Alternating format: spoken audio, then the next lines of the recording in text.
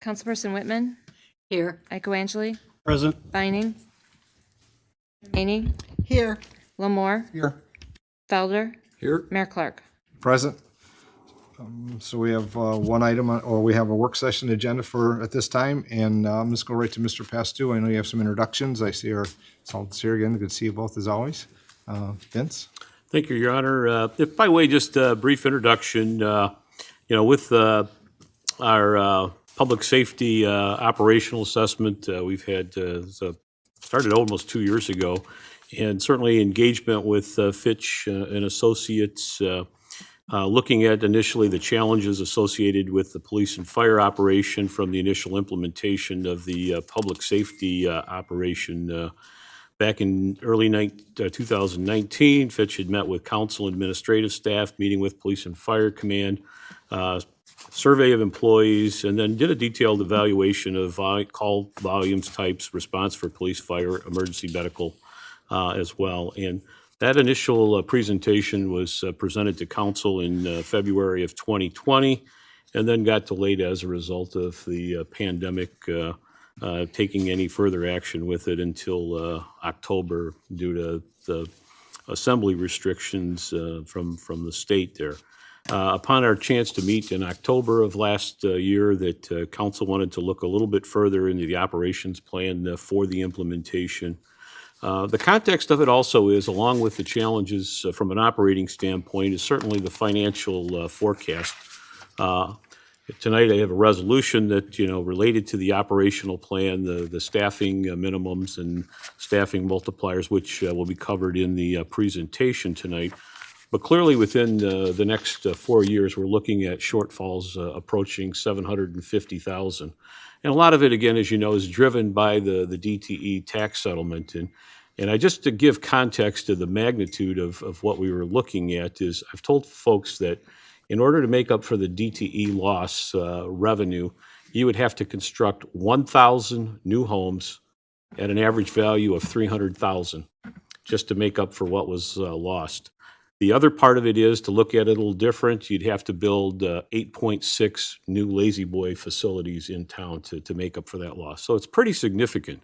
Needless to say, when you run the math, it's almost a $2.2 million reduction in revenue over that period of time.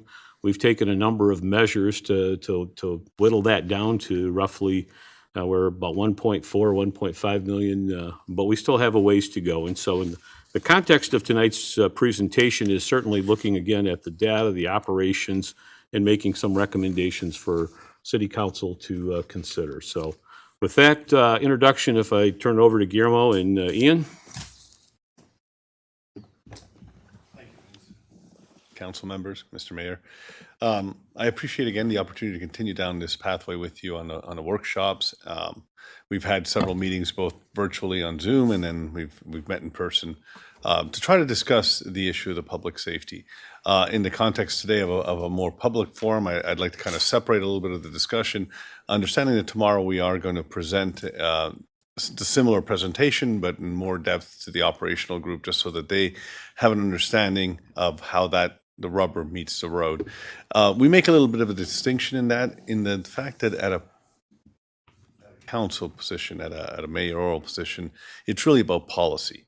You are here to set policy and give context in which the operational group can work. So while this presentation has a lot of operational tenets in it and has a lot of discussion around the operational aspects of public safety, there really is, at a decision level, it's really a policy decision point. So I'm making that distinction up front because I know that often gets confusing, and then there's discussion around what ifs and how would you do that. That's for tomorrow's discussion with the front line and getting into a much deeper dive into that.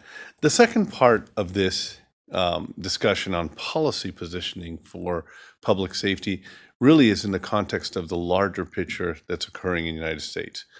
With all the movements, the Black Lives Matter movement and the cultural movements that exist in today's society, the defunding police movements, the ideas of those natures, what we're seeing as a worldwide consulting group is there's a lot more discussion at the council level of who's going to do what.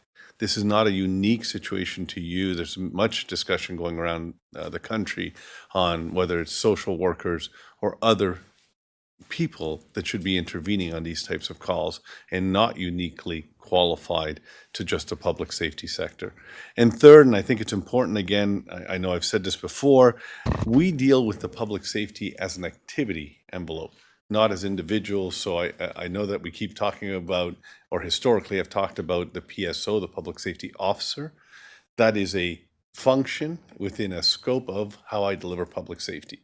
And like I stated earlier, in many communities, that's becoming a much larger envelope, including teachers and social workers, on how to deal with the public safety umbrella at a larger, in a larger element.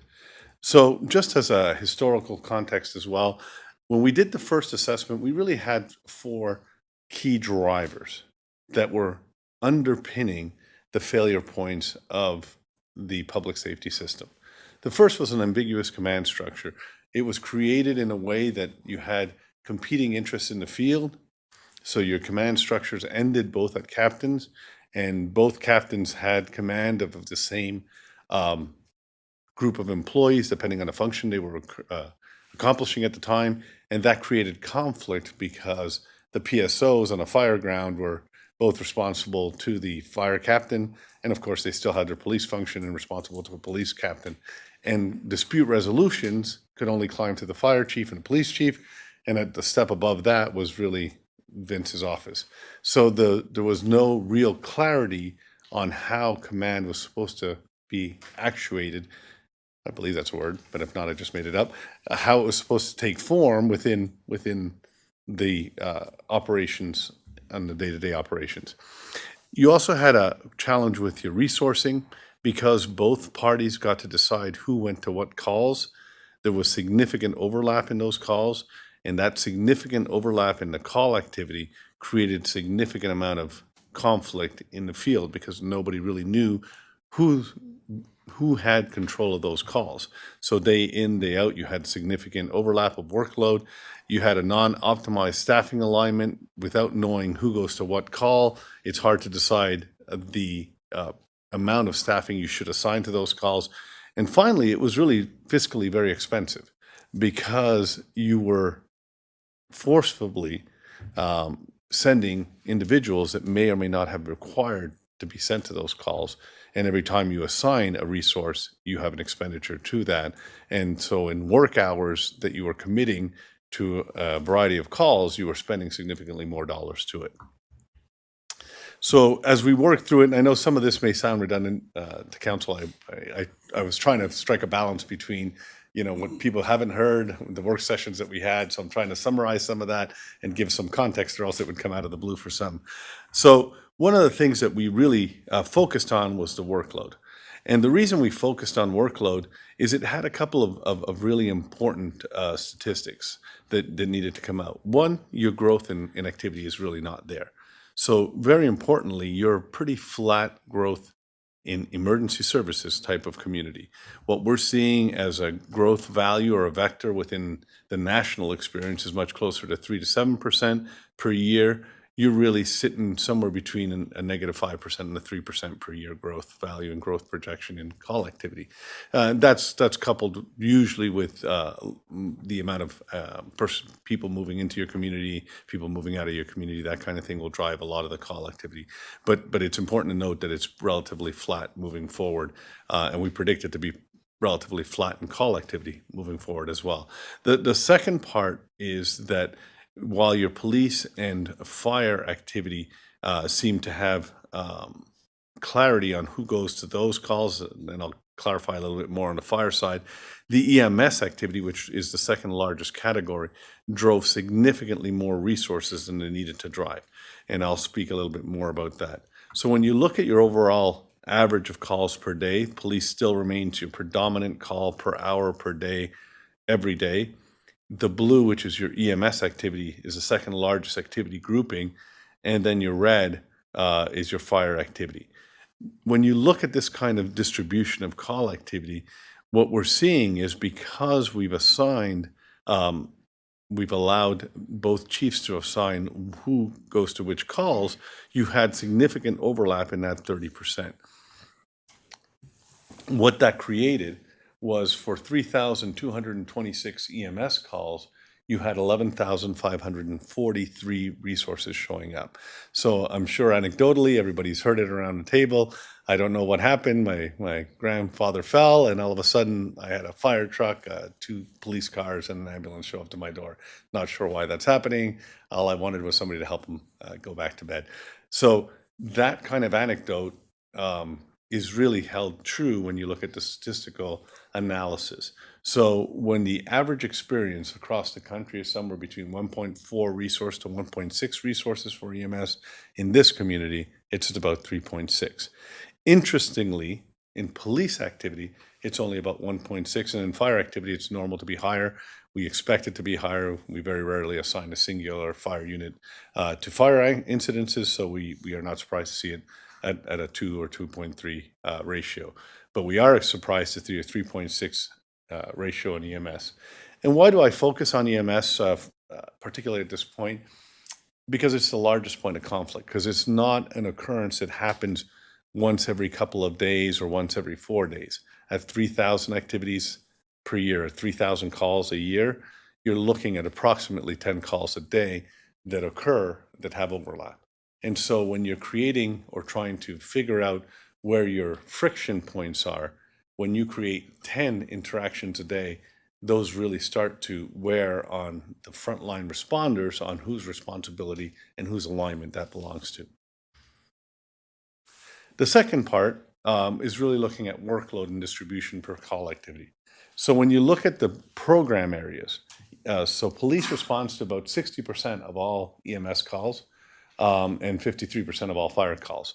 The ambulance, the private provider, responds to 98% of all those calls. So notwithstanding that you have sent a fire and a police apparatus to go to these EMS calls, the transporting agency is arriving anyways. So it's not reducing workload for any of the 3 participants within that activity field. And the fire department responds to 96% of those calls as well. So in a normal system, the fact that you have a first response arriving generally has some consequence on the transport design. In this case, it doesn't. Basically, everybody goes, everybody gets there, everybody shows up in front of the patient. So the other part was the fire incidents. You had 737 fire incidents within the fire program. Of those, you had a significant number that were actually fire assist. Now, a fire assist is actually a lift assist that is qualified under the fire department, because here the fire department has always done the lift assist. The lift assist is somebody who's got no medical necessity to have an assignment of resource, but requires aid in either getting back to bed, getting in a car, having some activity. If you remove those and move the lift assist into the EMS category rather than into the fire category, you live at about 457 fire calls a year, which means about an incident, a fire, actual fire qualified incident, about one a day, 1.3 a day.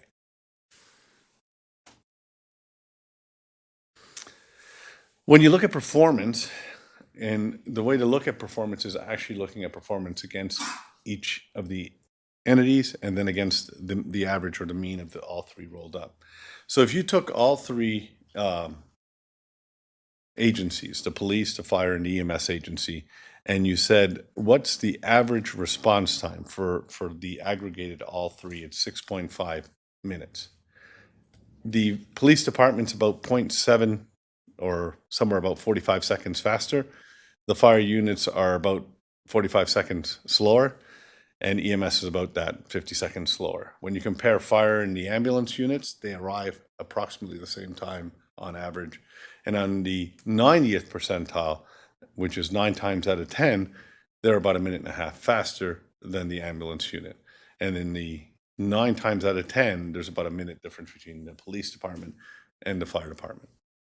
And why did I mention that? I've mentioned that a lot in the workshops. I mentioned that because, again, in emergency services, time has to be purposeful. So you have to, if you're going to have a differentiating factor in time, it has to be because I'm going to do an activity with that time. If it's the time is too compressed, there's not enough difference between somebody arriving and somebody else arriving. There's no activity being initiated. So it's very important when you create a system that you're purposeful about your design and time. So modern systems try to give actually 4 or 5 minutes of distinction between the first responding agency that's going to do some activities and then the follow-up agency is going to do the transport or other activity. Because you have to allow enough time between one agency arrival to start and initiate care, progress, whatever, and the follow-up activity that's going to come from the secondary agency arriving. In your scenario, I could see why there was a lot of confusion in the field because literally one arrived right out after the other, if not at the same time. And that creates a hierarchy probably in the field of who has what as control of that environment. So one of the decision points we talked a lot about was who's going to be responsible for that activity, and we'll get to it a little bit more. So what we did was we worked through some optimization models. So remember, there was 3 kinds of problems that we were trying to solve. One of them was really the challenge between the expected cost of the public safety and then what you were going to deliver. One of the things we looked at, and one of the things we look at in every case that we study, is when we optimize personnel staffing. In other words, do you have the right amount of frontline staff for the council-directed minimum staffing? It almost never is true. And that's just generics of how we work in public safety. So what happens, and I'll pick on police for a second and can pick on fire after, but the police department will come to council and say, I have a really important program that I need to get into. It's drug enforcement, and it's going to be across 3 jurisdictions. I need you to authorize, a full-time equivalency for the next 3 years, 4 years, 5 years, doesn't really matter, pick a number. Of course, council changes, that program goes away, the person never goes away. It's added to your FTE count through natural means.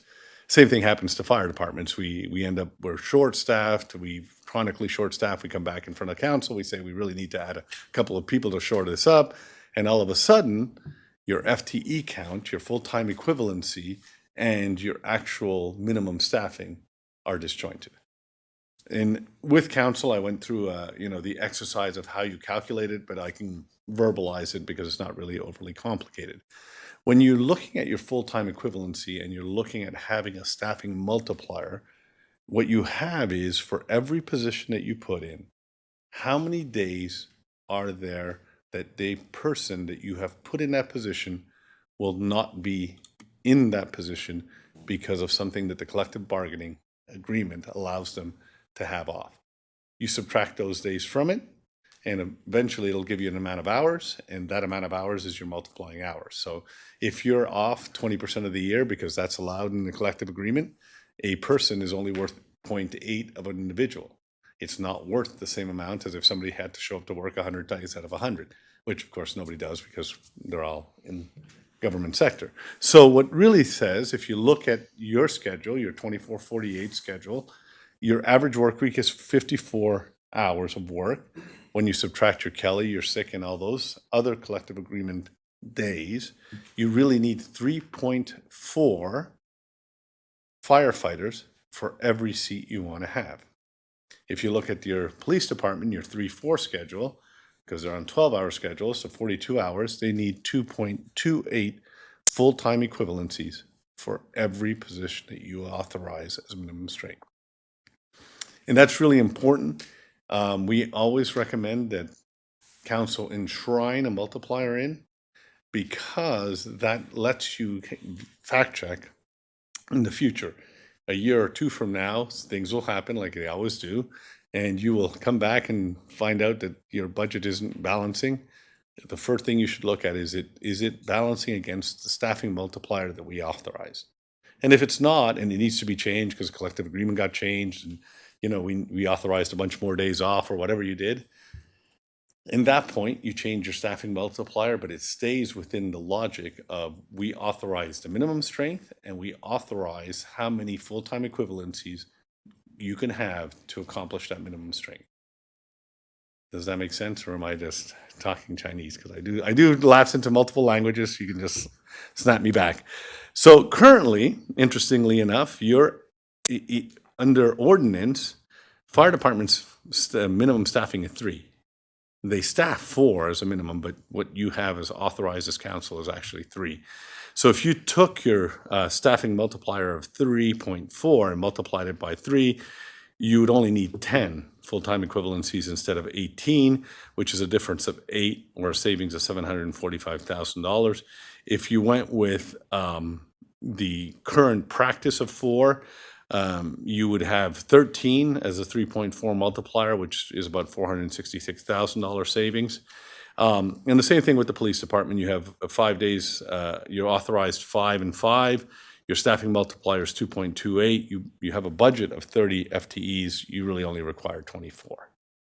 So your savings there is another $462,000.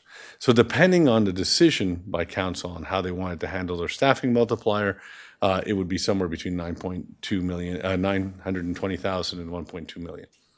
That's really the decision that had to be made. Now I know that after many workshops and discussions with both myself and Vince and how you've worked through this, you want to have a normalized approach to that.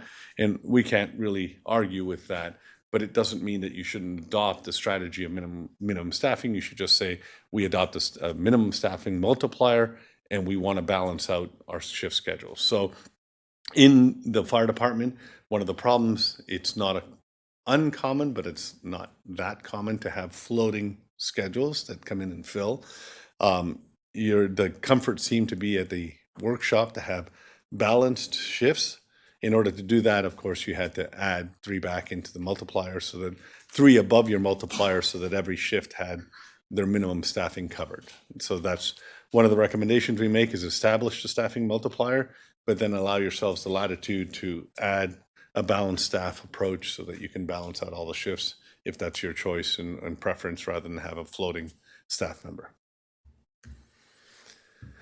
So the next thing is to pick a response package. Picking a response package is really who is going to end up doing what calls. Within the context that you have, so you have right now, you have a fire department that responds to all the fire calls and most of the EMS calls, and you need the PSOs, the public safety officers, to assist at least at some level with the fire calls, and they do the EMS calls, and they do, of course, their police calls. The choice at council level is a policy decision. As a policy position, irrespective of how your public safety is going to act, you are going to determine who is going to who you choose to do these calls. Whether you want them to be all police, all fire, mix of both, whatever decision you make is a policy position.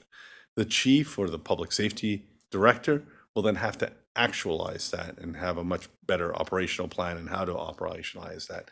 Your direction is a council direction of policy. In our city of Monroe, the police department handles all police calls and handles X calls. The fire department handles all medical calls or whatever, right? So that's a decision that's got to be at a council level. Your total budget to do this is really $7.6 million, and that includes everybody. It includes administrative staff, line personnel. It includes your fringe, your incentives, contracts. That's your total budget line. Without boring everybody in the room, what we did, and I did it in the workshop with council, is we took everybody's salary. So we went through each one of the police officers, the PSOs, the fire department, each individual with their benefits. We then averaged out each individual, because we're not talking about people per se as individuals, but rather as positions. And we came out with blended rates for both. The weighted average value of a patrol officer at $97,621, that includes benefits. That's a fully loaded police patrol officer. And then a firefighter fully loaded with all their benefits and salary, somewhere around $93,000. One of the things that was pretty striking is there was not a significant difference. There was only about 4% difference. The national experience is about 10% differentiation between fire and police, but not that it's relevant one way or the other, but it was kind of something that we saw. And then we added some salaries in there, and that was really just more of the discussions that we had, the commander salaries, the fire marshal salaries, and then, of course, the public safety director salary in there. EMS design work is really something that you have a lot of latitude on. There is no one-size-fits-all prescriptive EMS design. So in the need, you'll have the the emergency, the 911, and the others is just any other category of call that could qualify as an EMS. An example of that is, of course, the lift assist fall type work, training that you can do, or teachings that you can do as preventative for EMS. Then you got bystander activities that always contribute to heart-safe communities, particularly automatic defibrillator, learning and teaching active CPR and that kind of stuff. You have all the social services, the mental health. That's where a lot of communities are being challenged today, what to do with the mental health category. At this point, it hasn't been challenged in this community yet, I guess, at your level, but at some point, not be surprised, that is a very large category that's being challenged and how to handle the whole social service mental health activity, of course, and then the prevention. And then you have the disposition. How do you handle what you do with that patient? I've been explaining a lot about this. The future of EMS will change dramatically in the next few years.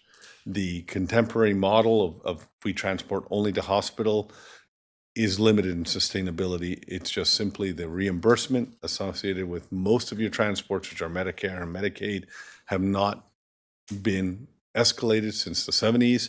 And it sits just about $230 for Medicare and about $113 for a Medicaid transport.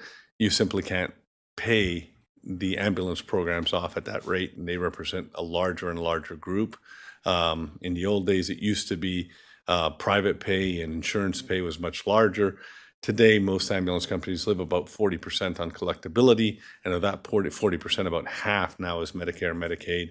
So you're really living in somewhere between 17 and 20% where you get full pay for your transports, and about half of the pay is paid on something less than sustainable dollars. The government, what they are doing is looking at the ET3 model. It's been talked about a lot. It's the alternate transport models. So treat at home gets paid by Medicare, and transport to alternate destination will get paid by Medicare. There are 79 pilot projects currently running across the United States. It started in Reno as the first program, and they're going to move forward and see if that's a more sustainable model, recognizing that not everybody needs to go to a hospital, and the treatment modalities of leaving people at home still cost money. So there's a recognition, at least at the government level, that there's some dollars that need to be associated with that.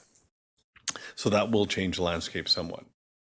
The other piece that changed in the last year, since the last study, was that when we were in the last study, you were just implementing medical priority dispatch system. Now you've had about a year and a half experience into the medical priority dispatch system. It's the most recognized international program there is. So of all the things it allows you to do is you become very benchmarkable, and it's very predictive in its approach.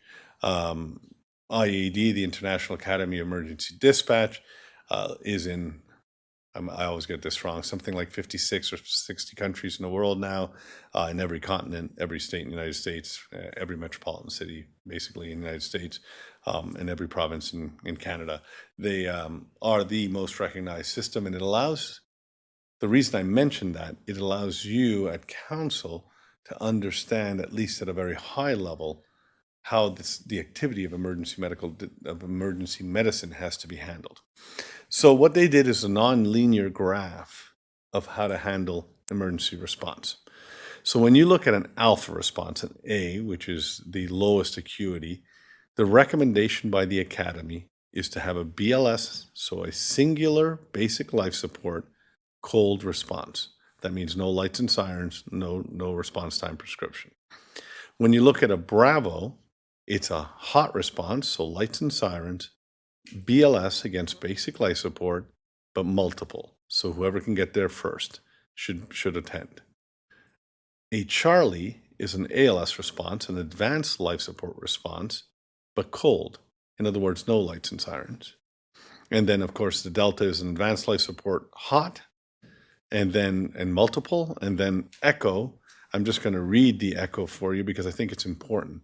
Echo conditions requiring very early recognition, immediate dispatch of the absolute closest response of any trained crew, such as police with AED, fire ladder, snorkel crews, hazmat, and other specialty teams. Literally anybody that has an AED should be going.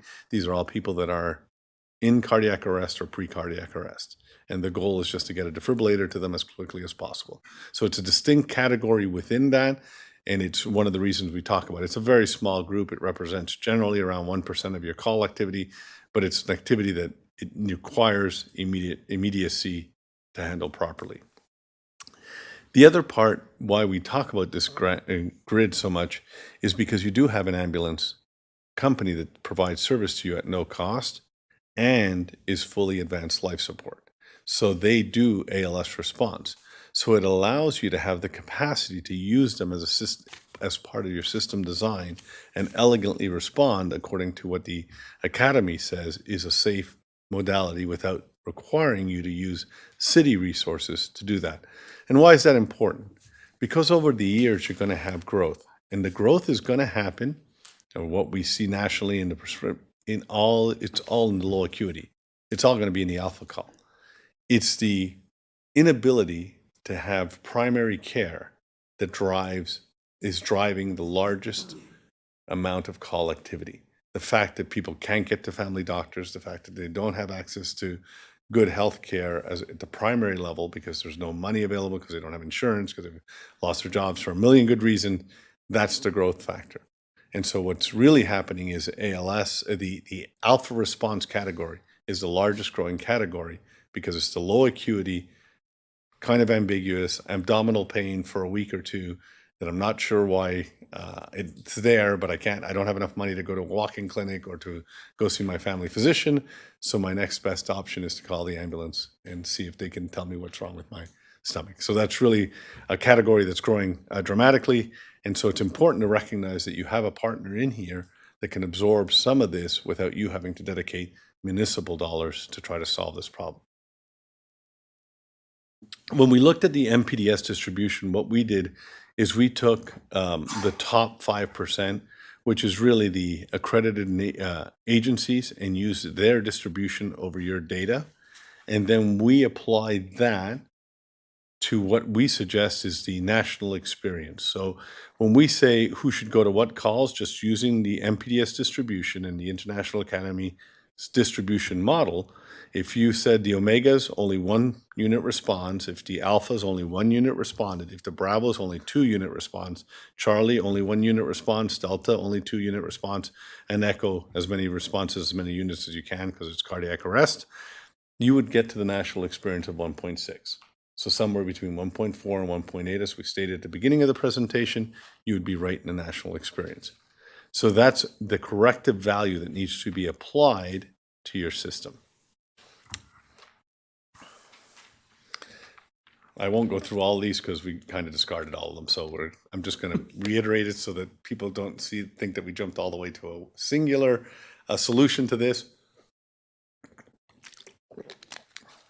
In the workshops, we presented the original models were 4 models. And the 4 models really had to do with who did what activity. So, of course, police in Model 1 kept all police, the historical fire calls, historical ambulance calls. Police kept structure and vehicle fire, all fire calls, less the fire assist instructor fires, the 17 alphas, which were the lift assist, all B, Ds, and Es. And then the fire department had all Ds and Es and all ambulances. And again, I won't go through all of them and I won't go through all the iterations in them.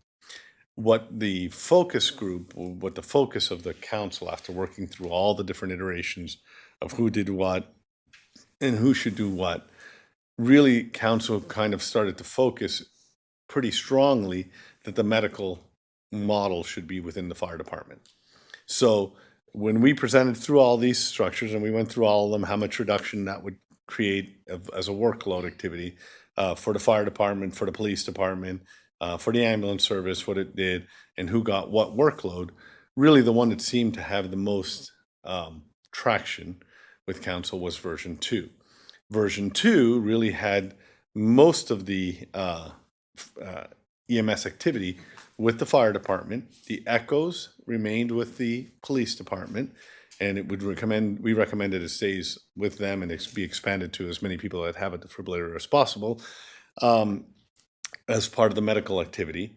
But we had left the 17 alpha with the police department, the lift assist, as part of the goodwill that could be established in creating a correlating factor between the police department and the community. It was a goodwill activity.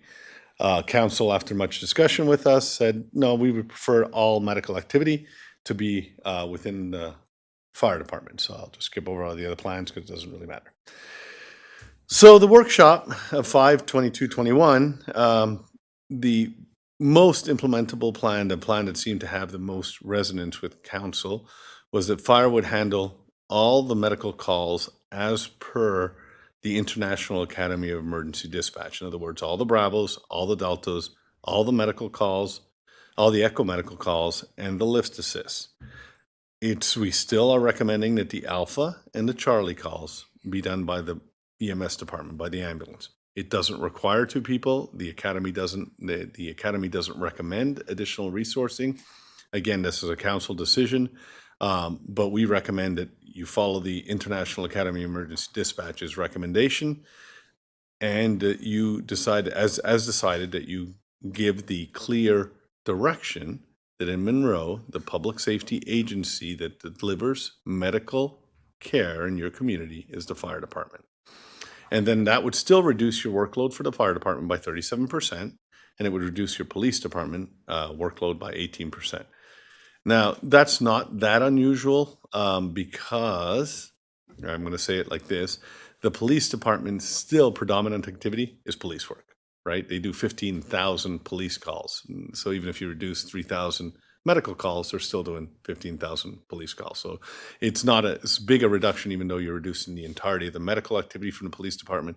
Their predominant work is still police work. I'm going to finish with a little bit of the firework. So we bantered around a lot in the workshops about how to handle the actual fire activity. The first thing I said is we needed to focus on the large grouping, the one that's everyday interaction that causes a lot of complexity because it's the medical calls that they see the most overlap on. On the fire calls, while they are high risk and they are at a level that you need to have some intensity to, they're actually low occurrence. And I should have pointed this out. I'm going to go backwards. Sorry, I apologize. I hate doing this, but I'm going to do it anyways because I think it merits that. I did not. So the real fire calls that we worry about, right, are structure fires and vehicle fires. Those are the ones that you're putting on you have real risk.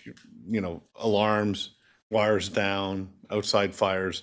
Those are totally a different animal. But you're looking at 2 particular fire type structures, which are structure fires and vehicle fires. And the reason vehicle fires are included as a high-risk environment is because the vehicle fire could be attached to a structure fire or close enough to a structure fire that they could become a structure fire. So those were the 2 that we really focused on when we looked at that. And those represent about 50 calls, a little less, 40-something calls a year, right? So when you're looking at 42 calls a year, you're looking at 1 call every 10 days or so that could be within that activity ratio that we suggest you need to have hands to do this kind of work.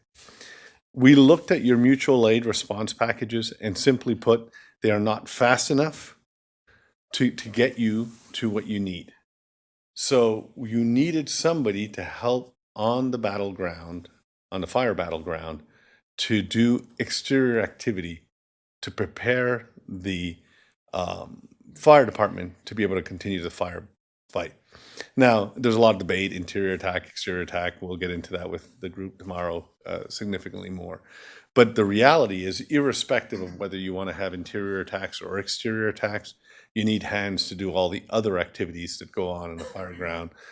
Pull hose, prime them, lay ladders, fans, all those kinds of other activities that are all exterior activities that need to get accomplished in order to accomplish the fire activity, the interior fire activity. But as you see in version 2 of the plan, so version 1 of the plan was the preferred option with the modification. When you look at version 2 of the plan, which is the kind of what everybody seemed to land on, was the fire department would do the totality of the EMS call count of 2,109 calls, all 457 calls. The police department would strictly do the echo calls for EMS, which is 59 calls, and 42 of the fire calls. In the 42 calls, like I said, are the ones that require the extra hands to lay lines, to start the exterior activity, so that they could, once all that was done and your mutual aid arrived, they could then be released back, or if not required, they could be released back to police activity. So it really had a real good blend of that, and we couldn't figure out another way to get you a quick response to allow you to answer the fire call with the sufficient amount of hands and bodies there to get it done without using at least the PSOs for that level of activity. So version 2 is police go to all police calls, all the historical fire calls, historical ambulance calls. Fire goes to structure, police goes to structure and vehicle fires, and in EMS they only go to echo. Fire goes to all historical police calls, which weren't many, but they go to some. All fire calls, of course, for the fire department, all 17 alphas, all bravos, all deltas, all echoes. And of course, the ambulance goes to the historical police, historical structure fires, and of course, all EMS calls. So that was our recommendation for your response package recommendation, again, at a policy position. So really, when your policy position is, our decision is that the fire department is going to be the medical responding agency for Monroe community, and the police department will participate within that structure at the echo response, which, like I said, should be really every citizen should respond at the echo level. And then in the structure fires, the predominant responsibility, of course, is the fire department, and the police department, the police activity will be limited to assisting the beginning of a structure fire activity, which is the exterior portion of the fire activity. The last piece was choosing a unified command structure. So the last piece of all this was really to have some version of a unified command, because as it sits today, you really have competing interests in the field of who does what and how. And again, even though we reduce significant amount of work in the overlapping of work in the field, you're still going to have some overlapping activity in the field. So allowing a singular structure to handle this so it doesn't end up on Vince's desk is critically important, and having a unified management structure like an organization should have allows you to overcome a lot of the challenges. When we looked at the major challenges that existed 2 years ago, and I don't want to have to review all of it, but I will just review some of the major slides. We had done a survey of all the personnel, and it stated pretty clearly, I believe that overall working relationship, fire personnel and police personnel are good. This is the fire department's response. Only 2 out of the 14 responded that they even had an agreement on that. It wasn't a strongly agreed. 12 of the 14 thought the relationship was not functioning at all. In the police department, out of the 39 that responded, all 39 thought the relationship between the police and the fire department wasn't good. When we look at the police department and from the fire lens, the police and fire department management together deal effectively and transparently with issues of misconduct and satisfactory performance that may occur between the 2 departments. None agreed. When you looked at the police department and the fire department, the management together deal effectively and transparently with issues. 4 out of the 38 agreed. 34 disagreed. So you have a significant problem in structure and transparency. And in order to overcome a problem of structure and transparency, you have to create a structure that is unified, that doesn't have a division between the 2 groupings. Now, everybody says that's not possible. We got our own specialties. Incident command structure, and I spoke about this, and we'll have a more hearty discussion, I believe, tomorrow, and people asking questions around that, is entirely designed to have multi-agency coordination and command. It's actually designed for that. People have thought of this a long time ago, that there could only be one leader in one area taking care of any battleground, whether it's a hostage negotiation situation, whether it's an active fire, whether it's a forest fire. Pick your large hazard. You will only ever have one commanding agency. In order to do that and be able to command multiple agencies on September 11th, pick a date, it doesn't really matter. You will still have the same situation, and the scenario is the same. They will apply incident command, people will assign to a command post, assigned to a task, because people know their job. The frontline activity of that, people know. What they need is direction, like in an orchestra. The director of the orchestra doesn't need to play every instrument, but needs to be able to direct all the instruments. It's the same thing in incident command. The person who's the commander of this doesn't need to be able to play all the instruments, but needs to be able to command all the activities so that they get the best result and they're harmonized.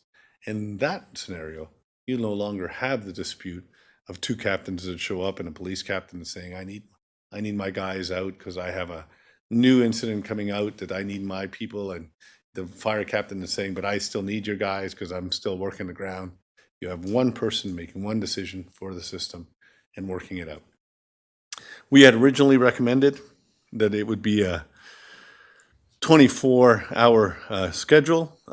After much discussion as a group, it seemed to have a better fit as a 3-on 4-off type schedule, 24/7, 12-hour shift, and that would allow 4 commanders to come into play. So the daily operational activities they would have, of course, the incident command responsibility and the personnel responsibility. And examples of things they would be assigned to is the police day shift, the police night shift, the FD administration, training, fire and police, all kinds of administrative activities, plus the incident command activity. And the administrative activities, having a crossover training, for example, ensures that a lot of the discussions that happened on the original training, you didn't go, you didn't show up, you wanted to go, I didn't want you to go, whatever. All the discussions that we heard really disappear when you have a singular person responsible, because they're responsible for both groups. And at the end of the day, on those 12 hours, there's only one commander that's responsible for everybody. There's no more my guys, your guys. They're one guys. They all belong to the same group. And that alone solves a lot of your problems, because that one person in charge of that 12-hour block has a vested interest in solving the problems. So it really is a much stronger structure when it's unified. Fragmented structures on cross-jurisdictional individuals, for anybody who's ever worked in something that was invented in the 80s, everybody called them these matrix structures. There's a reason matrix structures went away, because nobody knew who your boss was and nobody was your boss at that point. It's the same, but significantly worse when you're talking about operationals. Operations need to know command, hierarchy, who responds, who ultimately makes the decision. When you summarize all those recommendations, really what we did was we removed, if you look at the captain count, we removed the 2 captains in the PD, we removed the 3 captains in the FD, but we reallocated 4 commanders for that. We removed the 2 chiefs, but we reallocated a public safety director to that. And then what we did is we corrected both the FD and PD to the minimum staffing multipliers, but on the FD, we re-added back the personnel required to balance the shifts out so that everybody had equal amounts of personnel in their shift and you didn't have a float. And we added back a fire marshal that didn't exist before as a full-time position. When you do the reallocation of resources in that manner, you still have a $500,000 savings, and it addresses all the issues that we had at the beginning of all the workshops that we talked through, and kind of came up with a conclusion of who does what. So the fire department would be the medical responsible agency in your area. You'd have a fire marshal, a full-time fire marshal in your area. You'd have a unified command of 4 rather than the disparate command of 2 on one side and 3 on the other. And you would have a singular director of public safety rather than having a 2 police chief and a fire chief. That addresses all the issues that we laid out in the beginning, and gives you a path forward on a policy position that you could take without getting into operations, because those are all policy positions as council can make. And any questions? That's really my summary of all the workshops. Let's see if council has any questions for Guillermo or Ian. I know that it's been numerous discussions, but this is kind of a short overview of the lengthy other conversations. And I know there'll be follow-up tomorrow with both of you as well, which will get into more details and how that all flows and regarding positions and otherwise. If I understood the presentation, Guillermo, thank you again very much. You know, I think we've seen this about a half a dozen times or more. Sorry. I still learn something new every time I see it. But the big part on this, as far as I'm concerned, is the unified command structure. And the commanders under the unified command, the proposal is for 4. They could come out of police or fire. Right. Okay. Yeah. They will be under the auspice of responsibility for both. So they can come out of either end. They will be trained. They don't need to have, so we are thinking of them as executives. They need to have the training, the understanding of what the activities they're going to manage are. They don't necessarily need to do the activities that they're going to be asked to do, right? So that's just I make that subtle distinction. And I'm an example of that. I can say that, know that it works. I came from EMS and I was the second in command of a police department. It doesn't mean that I couldn't manage a police department because I came from EMS. I could manage a police department. I did multiple large incidents as a commander in a police department. It just wasn't that I didn't need to go out and qualify to be able to arrest an individual, because I didn't give parking tickets and I didn't give tickets and I didn't arrest people, but I could absolutely manage a large incident. This is basically the same approach.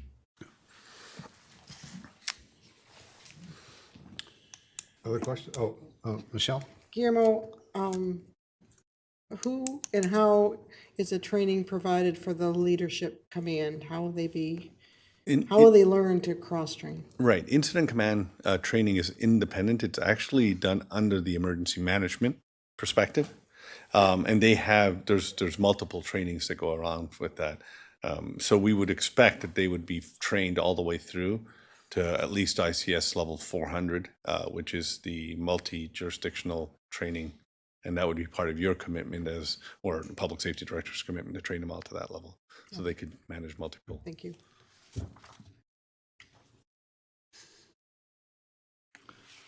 Other questions?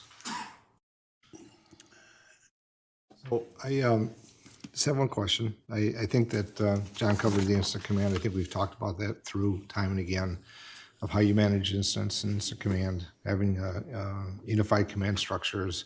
The person that's on duty or call is, if there's that critical incident requires that, responds and oversees the operations collectively. There may be incidents that don't require the unified command Most. executive, but that would be held by managed by the supervisor, line person, not the line, but the supervisor that's on scene of I'll just say the day-to-day functions. Currently, as I understand. Yes. So just to review. So I know that on one of the items that you talked about, and I think it's part of what we have in our agenda later on the resolution, it talked, and I think you covered it about the activity at a fire scene in relation to I'll say the police response and their support of exterior. I know that there's a point of not having interior. I know you kind of touched on that, but I think about that in relation to your other comment about, the response call of the mutual aid and the time frame and the critical items. So this is my concern. If we're, as a council, entertaining that there'd be no internal activity by the PSO, how do we balance that to the urgency and the need potentially? Maybe minimal, but only takes one. And we're still going to have the police in their role and functions, and the fire in their role and functions, be it on the police side, while the training that's required if needed as a firefighter 1 or 2. Correct? Correct. So my only concern, if we have the language that says they'll do no entry, then how do we balance the policy to the practicality use in the circumstance that may arise? So first I will say, Mr. Mayor, it shows that you from emergency services, we always build to the 1%, but I'm going to back you away from a little bit from the 1%. I'll let Ian answer the whole practicality of that. And we'll spend some time with your people tomorrow about talking through that. Okay. The reality is, if you're going to reduce your PSOs down to 49, less than 50 activities a year, and then just do the math, right? Now you've got 30 guys exposed once every 6 months, 8 months, whatever, to one of these activities. I'm not sure that you would even want them to do an interior attack. We have to correlate policy with probability. And I know that I grew up in your environment. I totally understand the 1%. We train for, the high school and the hostage and the whole thing. We do mass casualty shootings, all kinds of training for that, and spent a whole bunch of money on that. The reality is that doesn't happen every day. And when it does happen, the front line will deal with it as it deems fit. Your policy positions for the day in, day out, most, single story home fires, that you're not going to fight interior attacks anyways.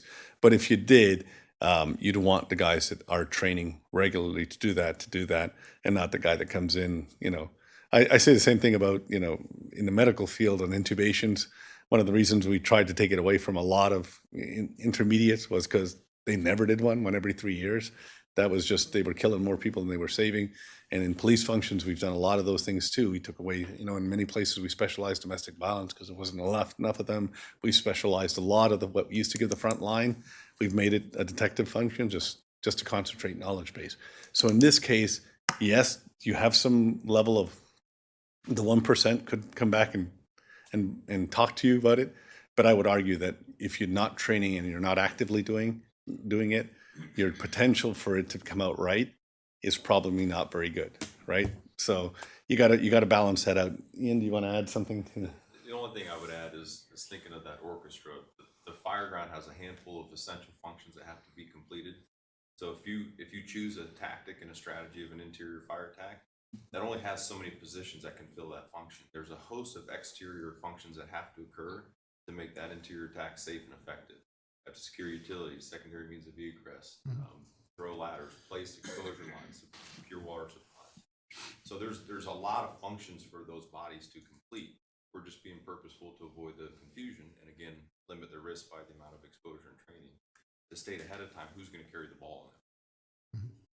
So I guess I bring up, because I think clarity is important. I think it's to understand, but also maybe the conversation you have tomorrow might also understand, and as council sets policy, there's always the circumstance, I think, in every life of fire and police, that the circumstance warrants an action, and it's not going to be, I'll say, a policy or a piece of paper that stands in a way to get 100%. The job done safely, first and foremost, and for the best interest and service to the community, because that's the bottom line. 100%. So I'm sure you'll have that conversation and how that might work. But I felt when I read through the resolution, and it's important to have the conversation here versus later when things are kind of on the ground. And I think that's kind of where we've been in the past, trying to have conversation in the middle of a incident about who does what and how or what is not the location.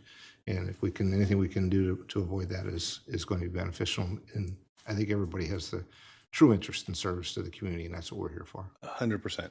And I can anecdotally tell you that the front line will do the right thing when it's required. I mean, I was in an active shooter scenario early in my career. They had just switched after the Polytechnique so that the first arriving police officer would enter the scene. You remember we used to wait till tactics and SWAT and everybody would show up before you could enter. Then we said, no, that's too late. We're going to train so that the first police officer enters, right? So they entered. They entered with paramedics and firefighters, because at the end of the day, when it was the right thing to do, people needed to go, they went. So if it's the right thing to do, they're still going to do the right thing. You're setting policy for the 99% of the time, right. So there's no confusion, day in, day out. If you have your version of September 11, they'll figure it out on the ground. I appreciate the review, because I think that's something that'll follow up. Other questions, comments? Andrew? Thanks, sir. We talked a bit about making sure that the model that we were engaging in was going to have a safe level of staffing at the structure and vehicle fires, because those are dangerous events. We want to make sure that we have sufficient staff to be able to respond to those incidents safely, so that everyone's going to be okay. And we talked about the resources that were going to come from that and what we're counting on. I'm sure that you're going to go into more about talking about this tomorrow. There is a significant amount of our patrol officer resources that are going to be dedicated when a structure fire does occur. I want to make sure that that is part of the plan, and that are there any other risks that arrive from taking a lot of our active patrol officer force off of those duties temporarily to go fight a fire. So Councilmember, just as a part of the review, you do that today, right? So today, what we're saying is we're going to reduce that significantly, because I do think you're overusing that resource, that public safety officer resource, especially when you're reassigning many other resources to those calls, like the medical calls. We're suggesting you bring it all the way down to 49 calls. Is less than 50 calls is what we suggest you send on fire. So your times that you consume those resources should be significantly reduced. The other part we're suggesting as well is be purposeful with those people. So while that you can't at a policy position dictate everything they're going to do on the fire grounds, we are suggesting that by limiting the activities that they are going to do until the surrounding agencies come in, will allow you to release them back into police activity quicker, so that you're not consuming them as long. Right now, there is no a position. So if you're using them as regular fire personnel, then of course they could be on the grounds for hours, 2, 3, 4, 5, whatever hours. So as long as the fire's on, they could be there. Limiting their activity also limits their time on scene, and then they're released back to the police activity. All right. John? Yeah, one other, I guess, more or less a clarification, because we're going to be discussing this at the regular meeting. So my understanding is we're going to create a unified command, and the commanders can either come out of police and fire. Yes, sir. Going to be 4. Yes, sir. One for each 12-hour shift based on the allocation. Right. Under the fire department, there's going to be a minimum staffing level of 4 plus a lieutenant. It's 4 including the lieutenant. 4 including the lieutenant? The one that I have is with 4 and plus the lieutenant. Okay, so you're even better than I am. Yeah. Good. You're even better than I am. Okay. And then under police, it's 5 plus a lieutenant, so it's a total of 6 Yes, sir. per shift. And then the fire marshal is being assigned to the fire department. Is that what Well, you, to the public safety department. public safety department, is that what you had, Vince? I have it as to be assigned by Be the public decided. safety director, how that's going to be handled. Okay. I didn't put it under either. But we have a place. full-time slot for that. We did put that in the org chart.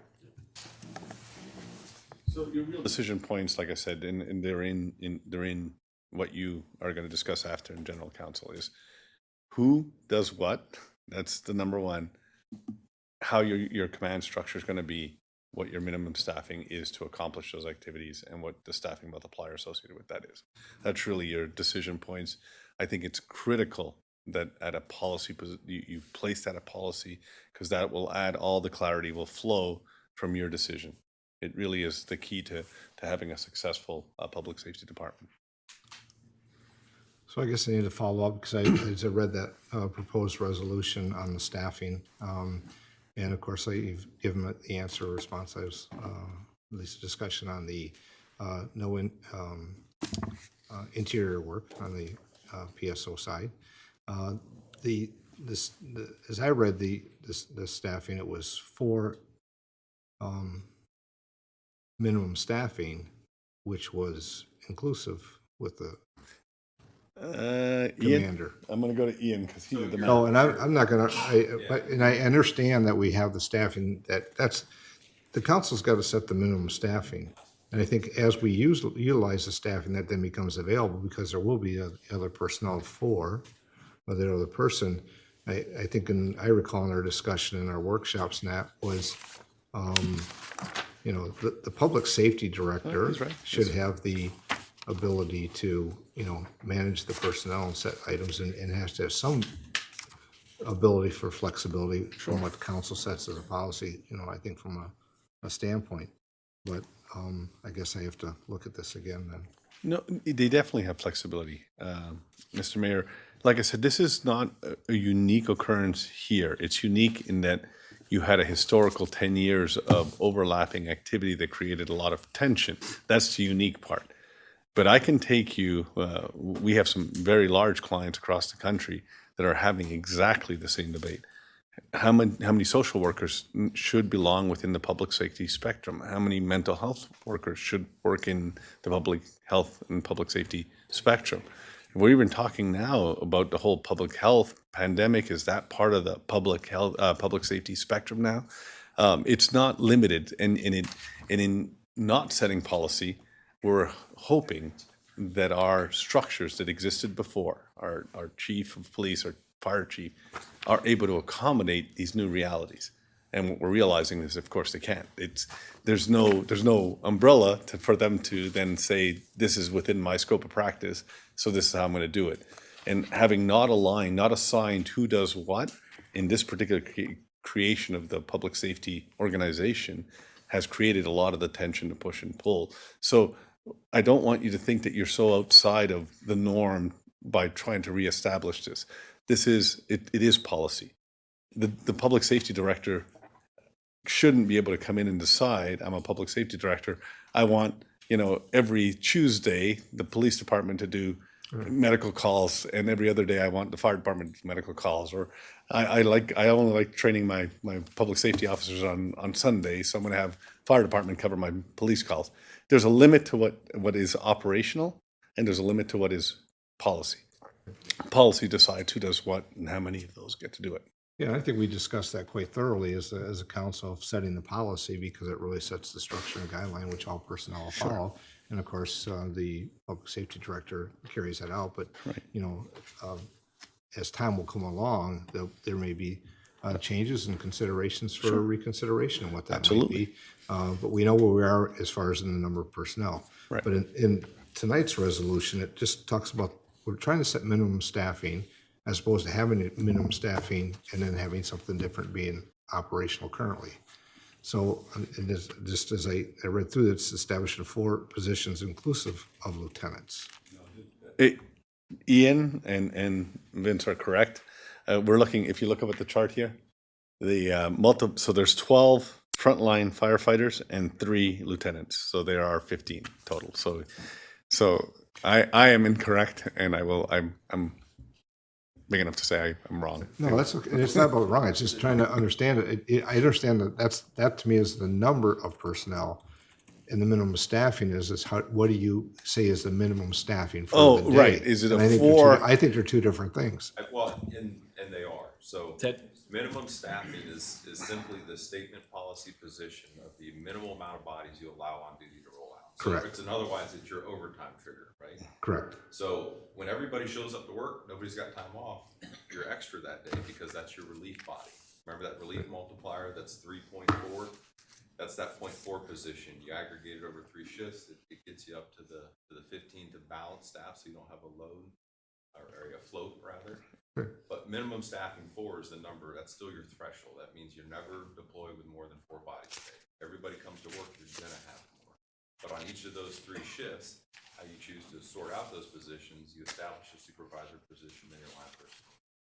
So when there are those days that Guillermo covered, whether it's on the police side or the fire side, whether it's this day off or that day, vacation, sick, you're not adding back to the number that's beyond the minimum staffing. Right. And I think that's what I just want to make sure is clarified, what minimum staffing means versus the number of personnel that are assigned within the departments within public safety.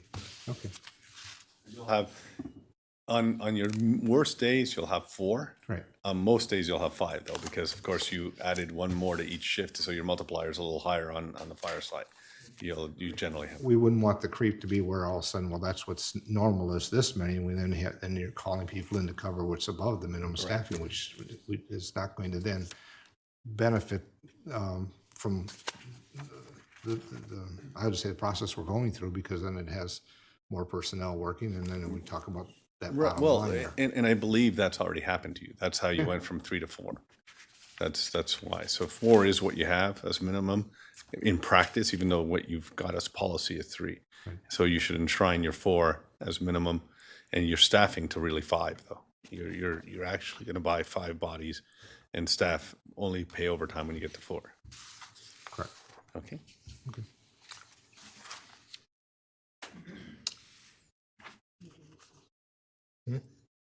Oh, Andrew, I'm sorry. Excuse me. I do have a follow-up question as relates to this last slide, but I'll follow up with either Vince or Guillermo afterward, because I think it relates to a closed session discussion that was had previously. But I just want to make that known. Okay. Thank you. Question, Your Honor. John. Guillermo, how long does it take for somebody that's interested in pursuing or being considered, or if they're selected for incident command, how long does it take to go through all the NIMS training? Well, this will be different on each side. A lot of the fire departments have ICS training already built in. Some police departments do. Police were actually the last to adopt it, so they're a little further behind. Ian, what would you say the full training scope is? Well, it depends on availability of courses too. So those are offered by the U.S. Fire Administration through the National Fire Academy. You can get command and control courses. The NIMS classes, a good portion are available online. Once you get to 300 and 400, those are in person. And you look at those regionally.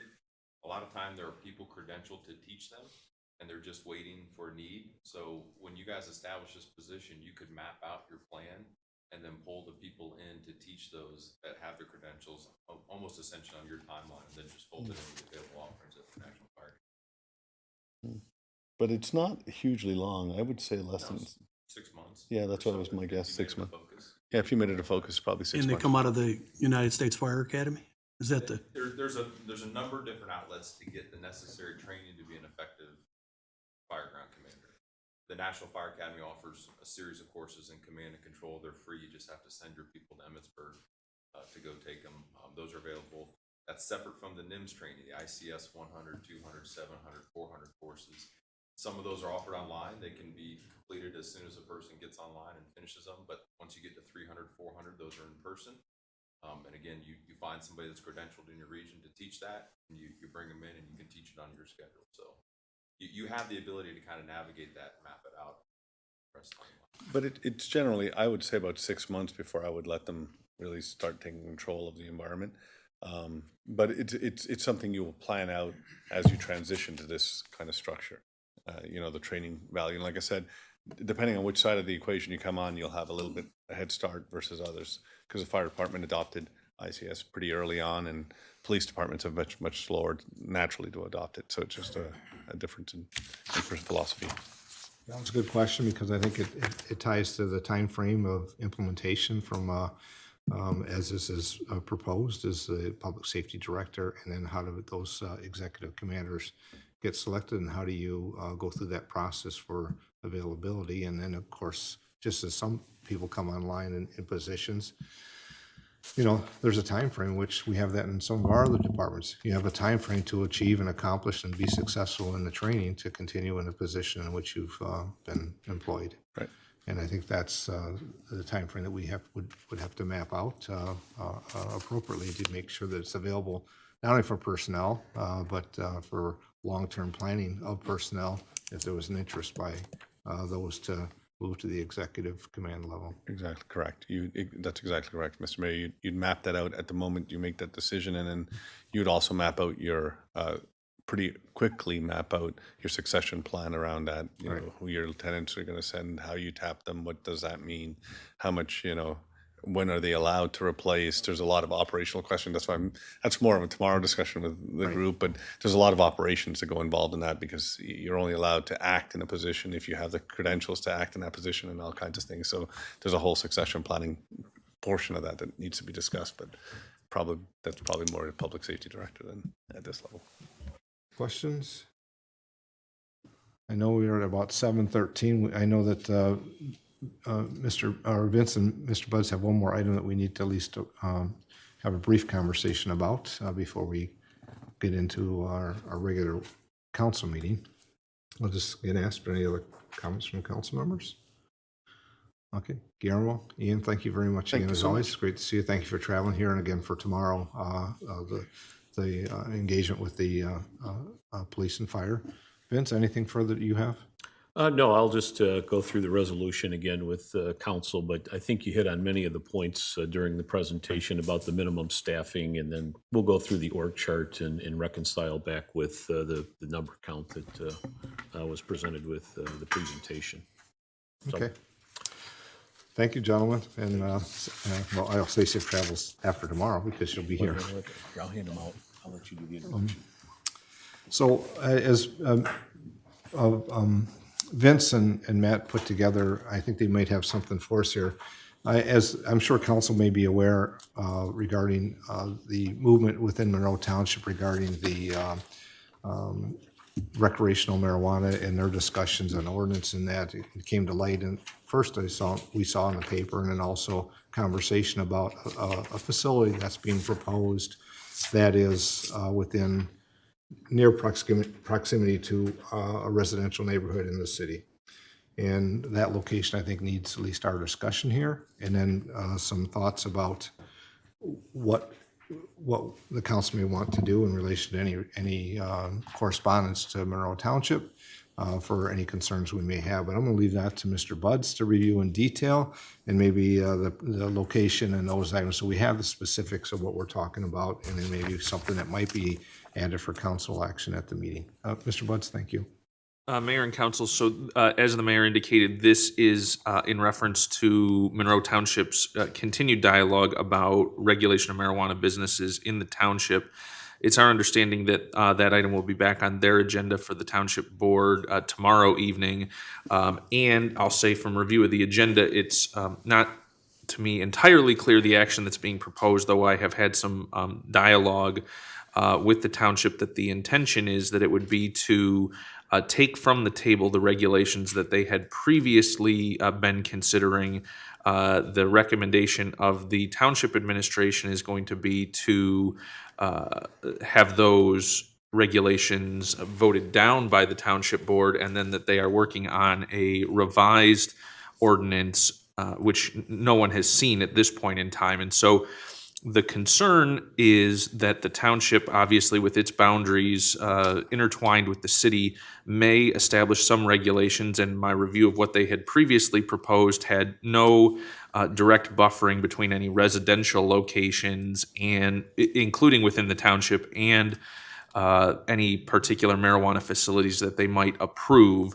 And so the thought process was to at least give some communication, as we have talked about in the past, about what an ordinance might look like in the city of Monroe if the city were to adopt it, having consideration for the proximity of residential uses and other, I'll say, uses that might be incompatible. The state law provides that there are distances that are required from churches and from childcare and from schools. And obviously, as we have talked about, there may be other facilities that it might be appropriate to have distancing from. In communication with the city manager and the city administration, my task this afternoon was to draft a letter that clearly is not designed to influence the township in making their policy within the township, that being the township board, but is an encouragement that they consider the proximity of residential and other uses, including those that would be in the city. And so that draft communication is what's been handed around to you today. And I'm happy to answer any questions. Thanks, Matt. Thoughts, questions from council for Andrew? Go ahead. Thank you, sir. The city has discussed buffer zones around things like schools, churches, daycares, et cetera. We discussed that we did not want businesses adjacent to residential areas, but didn't put a buffer around them. There is no legal recourse that we would have if the township was to approve a business within one of the buffer zones that the city set. Is that correct? So I think we would have an issue where the township has control over township activities that occur within the township. The city has control over what happens in the city. In the particular location that I know that there's been some concern expressed about is at 7th and Telegraph. And for those that are familiar, the Palmwood comes right down into that vicinity, but is a dead-end street that ends very close in proximity to the corner of 7th and Telegraph. You just can't get there in a direct fashion. And so, look, I'll say that's from my understanding of the township's ordinances and zoning, a commercially zoned property that's right there at the corner. However, if you do a as the crow flies measurement from the border of that property that's at the corner to the first house that would be located in the city on Palmwood, I think you're within, and I'm going to say this is approximate Google Earth kind of measurements, right? I didn't go out there with my tape measure, get a survey done. I'll say in the vicinity of between 250 and 350 feet. It directly borders a residential property that's located in the township. And again, that's a matter for the township board to consider how they plan to handle. But I will say it just shows the interconnected nature of what will happen between the jurisdictions. Okay. You had mentioned state law and local ordinance that was passed, local zoning ordinance. You said the state law detailed something about the buffer zones itself without any local action being necessary towards that end? So those pertain mostly to schools and areas where children would be. It's not directly related to residential. The requirement in the state law is that it can't be in an area that's zoned exclusively for residential use. So as we talk about that one property as a hypothetical, assuming that that's in a commercially zoned area, which I believe it is, there wouldn't be any prohibitions under state law from that operation occurring. It would be a question of whether local ordinance would prohibit that. Thank you, sir. Other questions from council? And so, as Andrew just said, we and as attorney said, we don't regulate that, but it's, we have many things that we do in partnership with our townships, and whether it be through government, through planning, through other items, and when you talk about zoning, and of course I understand the zoning didn't change, therefore there wasn't a notification or outreach. And I think the township is working through some important discussions that they're doing that might get them there. Mr. Butts? And I did want to say, I want to reemphasize, this isn't intended to in any way suggest that the township, take their marching orders from the city or anything along those lines. I also want to say, my understanding is that the township has gotten additional legal advice and is coming back with an ordinance that they hope and believe will move forward and will have additional protections there. No one has seen that yet. And so some of the discussion was, is it an appropriate time for there to be a reminder of the considerations of those that are outside the township's limits that might be in close proximity? Trying to send I'll just say a correspondence of what we see in the city, and by no means is it to tell what somebody should do that we have no authority over. It's more the idea of sharing a view on a couple of considerations as they deliberate and dialogue through their discussions on their ordinance. Other thoughts? John? Yeah, Your Honor, I think we should make the letter a little bit stronger. I really don't care personally if we tell the township what they need to do. I mean, let's take a look at the situation again that, in some cases, the townships don't seriously consider what's going on with the adjacent boundaries in our municipality. Now, if what this hypothetical that you're talking about, if it does impact Palmwood, they're not going to call Al Barron, they're going to be calling Bob Clark. So I think the letter needs to be a little bit stronger, that we really appreciate the fact, as part of their analysis, that they consider buffering uses in the city of Monroe from these type of operations. I mean, this is, this is not where we need to tiptoe around it. We need to be, dancing at the ballroom on this one. So that's my suggestion. And I guess I look to forward as well. And, this is just the one location, but there's other locations. As we know, there's little islands where the jurisdictions are not even, people don't know what they are. And yet it's, you find out that you have one of three or one of four corners that's in the township and the other three in the city. And you go to another one, all three are in the city and one's in the township. And then you have those that are adjacent to residential locations. And what if that's the next commercial building that makes the application of the township and it's adjacent to the neighborhood street here in the city. We're just looking for that consideration and discussion. Yeah. And I think it's fair to have the discussion, and I would expect and hope the same would be if we were implementing a policy that would impact the township. And I think that's the relationship that we have, and I think it's the opportunity to at least state it. Otherwise, as we move forward, and maybe the city, as we've had our dialogue, we're still going through that, what may or may not occur in the city in this area. If we don't make the statement and it's a zero boundary, how do we then try to implement a boundary that we think is important for the city when we've already just silently allowed something to occur? So I think the correspondence is important to be able to share and also make a statement for the potential of if there's establishments that come to the city in the future, if so desired by the council. John? Matt, if I may, your last sentence there where it says the city further requests the township consider adopting, I would just change the word consider to strongly, just say the city further requests that the township strongly adopt reasonable regulatory ordinances that provide the appropriate buffering. I mean, I think that's a little bit stronger that we, our opinion is we want them to adopt these type of measures in their ordinance to protect us and protect our residents. And as stated, it's the correspondence is just an outreach, and Mr. Buds has had a conversation today just to have an understanding where that's going here tomorrow. We don't know, and I don't know that anybody really knows what will happen at their meeting tomorrow. It's just the opportunity to provide our information and to be part of their discussion, at least whether it be through back to their planning commission, whether it's currently the trustees, if they decide to do something or not. And again, it's their decision to do, and I think this puts us at least knowing what our position is relating to residential areas on this matter if it comes to the city's time to make those ordinances or policies. Thanks, John. Thanks, everybody. Good. Other comments? We have about 4 minutes, so I think if there's nothing further. At this time, we'll close the council work session. We have about 4 minutes and back for the meeting.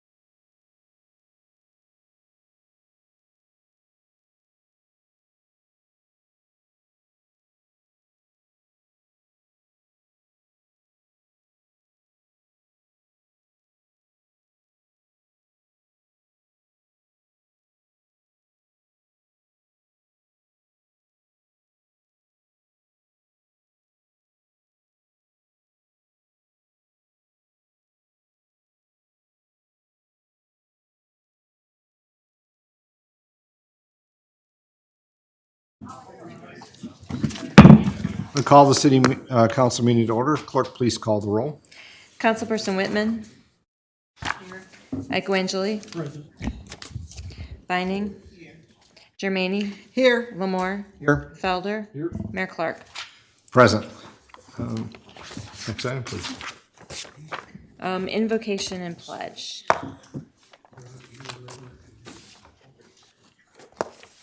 Ready for the invocation? Yes, ma'am, thank you. Okay.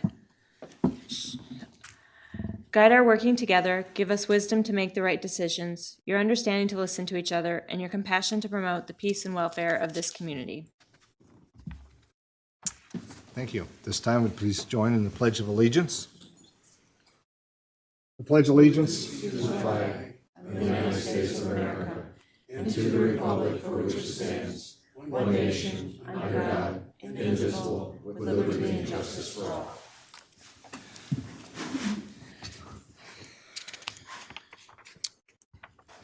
Clerk, the next item. The next item is approval of regular agenda.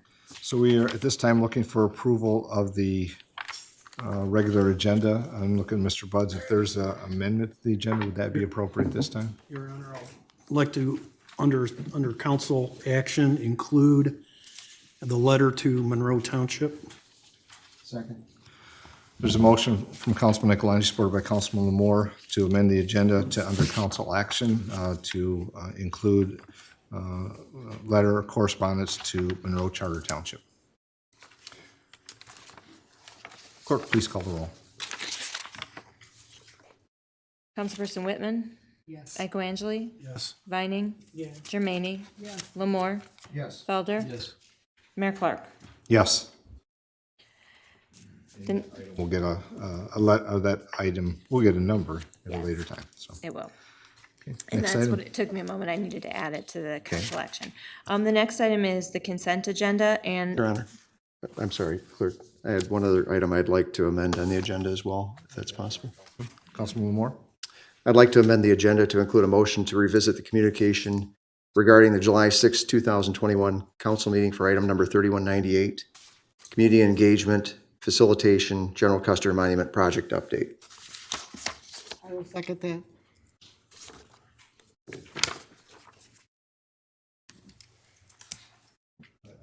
With the clerk, make sure that. and you said that was item 3198? Yes. Okay.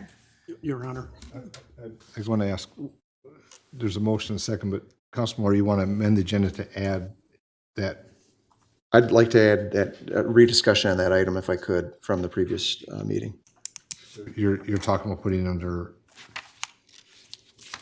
There was a vote on that item, and I'm not certain, it was not put into the, regarding the amount that was going to be awarded for the RFQ. well, I'd like to, I'm going to look at Mr. Pastu and Mr. Buds. I think the item was it's going to be coming back to City Council for action. We haven't taken action on any agreement as of this time. but we did agree to go from 10,000 to 50,000 for the reward for that, correct? Well, I think, I know there's a motion and a second, but I think it's good to have a dialogue because I want to make sure I understand what we're putting on the agenda for.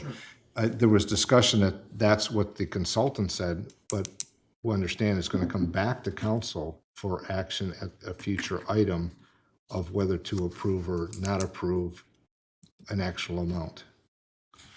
I'm looking, Mr. Well, either Mr. Pastor or Mr. Budd. So it is coming back. It's not that we approved the amount. It was in the discussion that I'd have to go back and listen exactly what was said, but if I recall, the consultant said the amount that was initially indicated would not be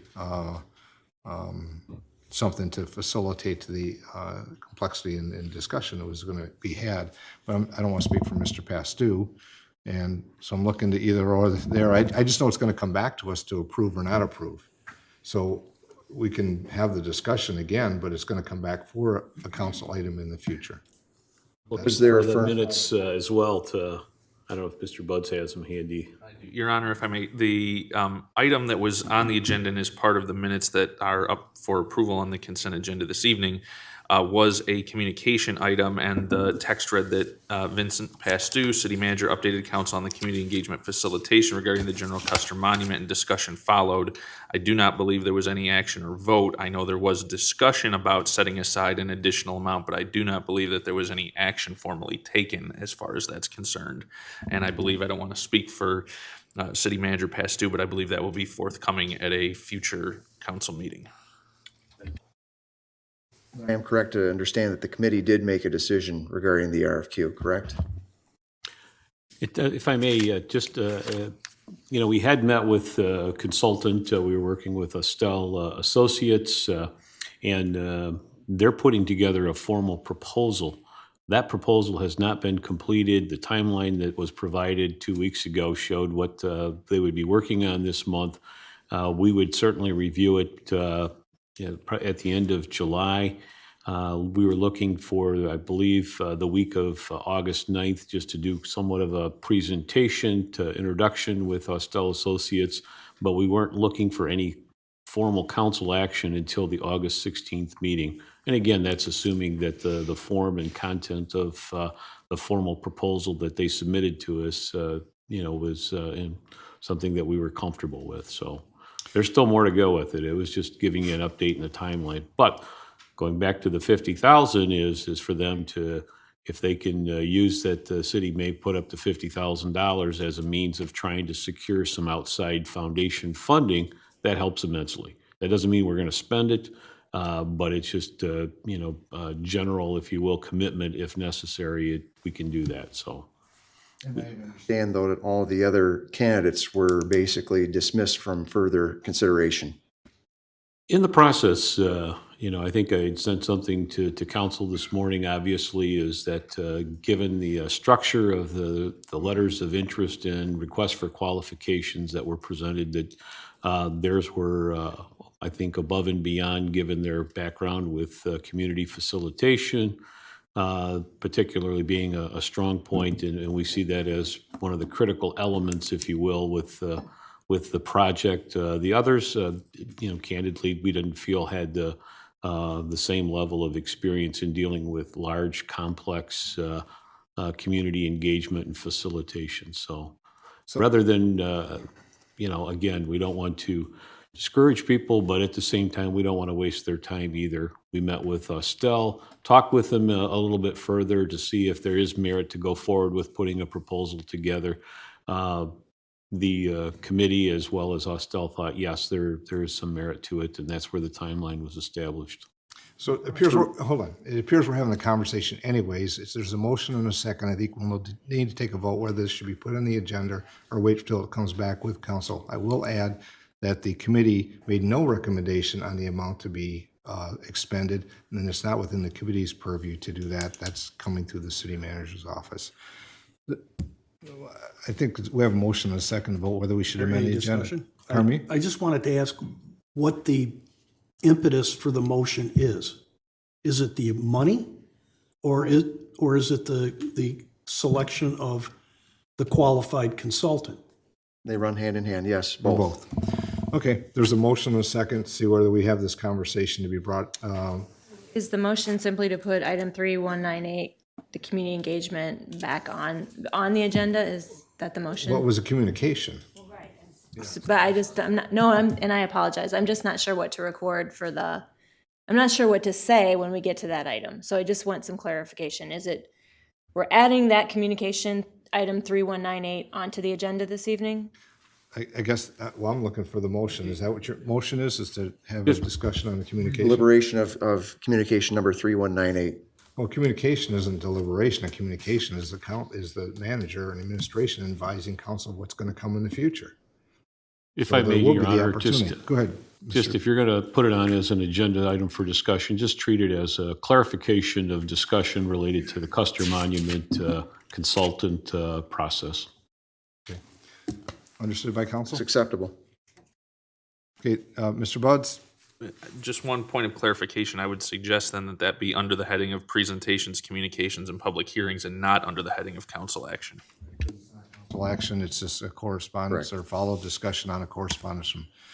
So there's a motion by Councilman LaWar, supported by Councilwoman Germaini, to have further discussion regarding the previous communication, and ask the amendment, as I understand, is to put it under presentations, communications, public hearings.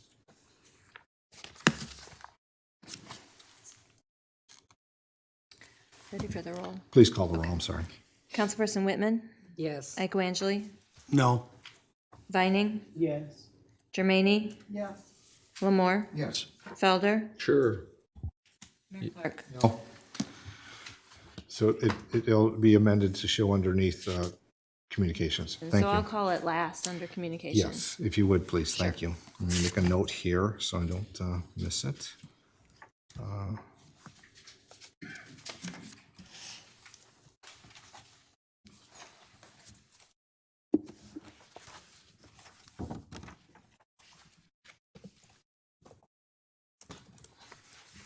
Okay. Clerk, next item, please. Next item is the consent agenda, and for item B, approval of payments to vendors, the amount should read $1,093,789.51, 1093789.51. Thank you. Are there any items on the consent agenda that council members wish to have pulled for further discussion? Councilman Felder? A motion of parliamentary inquiry before I have an item pulled.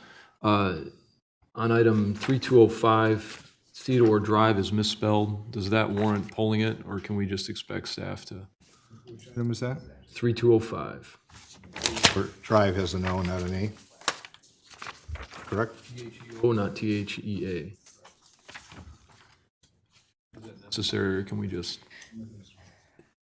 Your Honor, I believe, even though it might not be the common spelling for that, I think that may actually be the way that that is in the plat for that particular property. I think Mr. Lewis can confirm if I'm correct on that, but I do believe that's the spelling as it's set forth in the official records.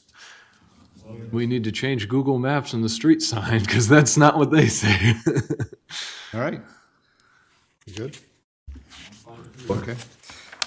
Other items on the consent agenda, council wish to have pulled for further discussion. Any items on the consent agenda?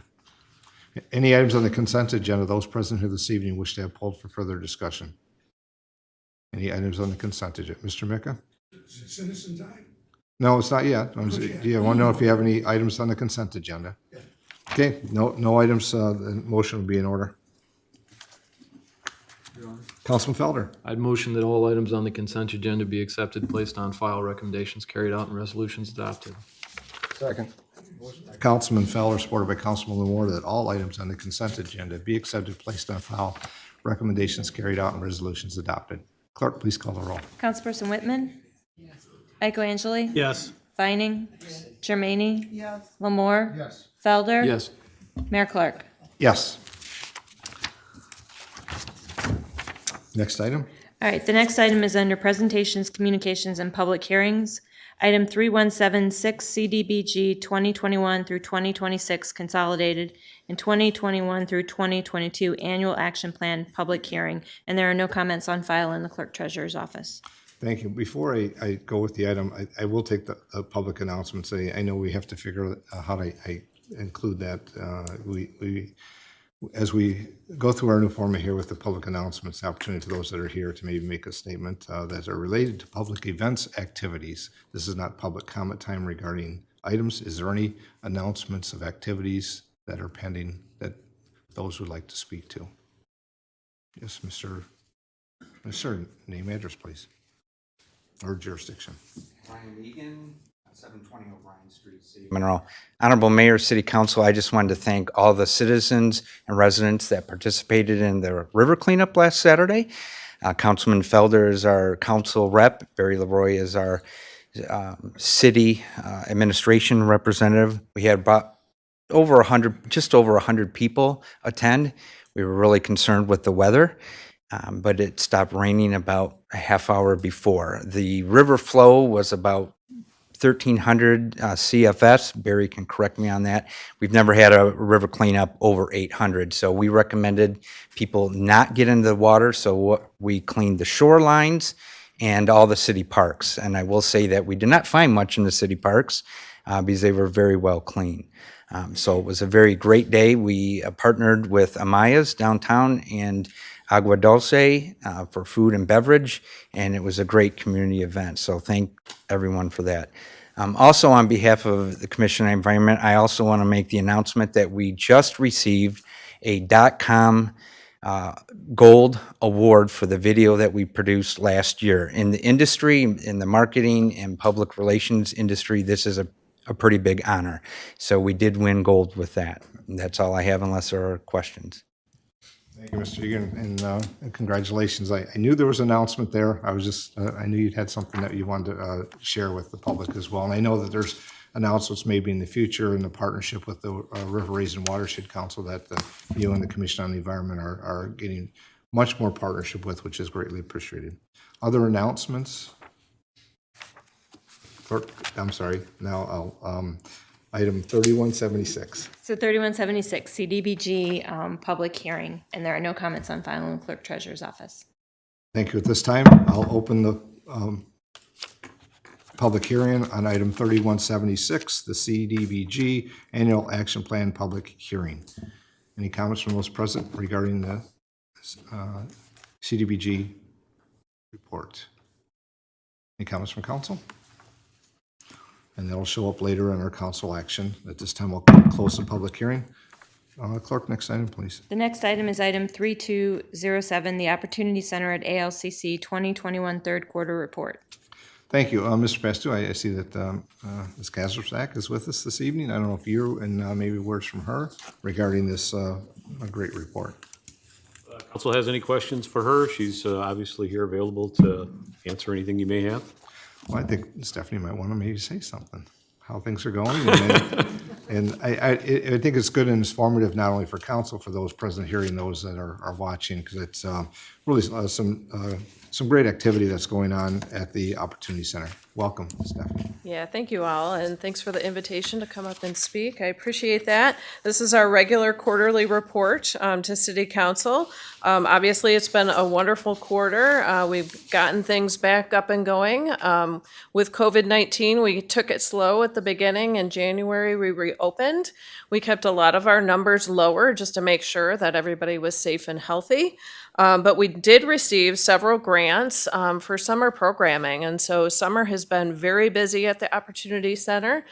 We received a grant from the Michigan Department of Education, Huntington Bank, the Ralph Wilson Foundation, and through those three grants, we're able to offer 8-week summer camp programming for kids really elementary through middle school. So we started our first week with our Imagine Girls mentoring. LaTanya Garth came in and did that for us, and it was an amazing way to kick off. The second week, we did Discover Monroe, so we came here to City Council, and thanks to the mayor for having the kids, and Michelle, you too, for having the kids down. We went to the fire station, to the police station, just a lot of different places in Monroe, so kids could get a taste of what's available in the county. Coming up, we have a couple of wonderful things I just wanted to mention. We have a couple local artists, Betsy Levens and Amy Arnold, who are doing arts camp next week, and so a full week of art.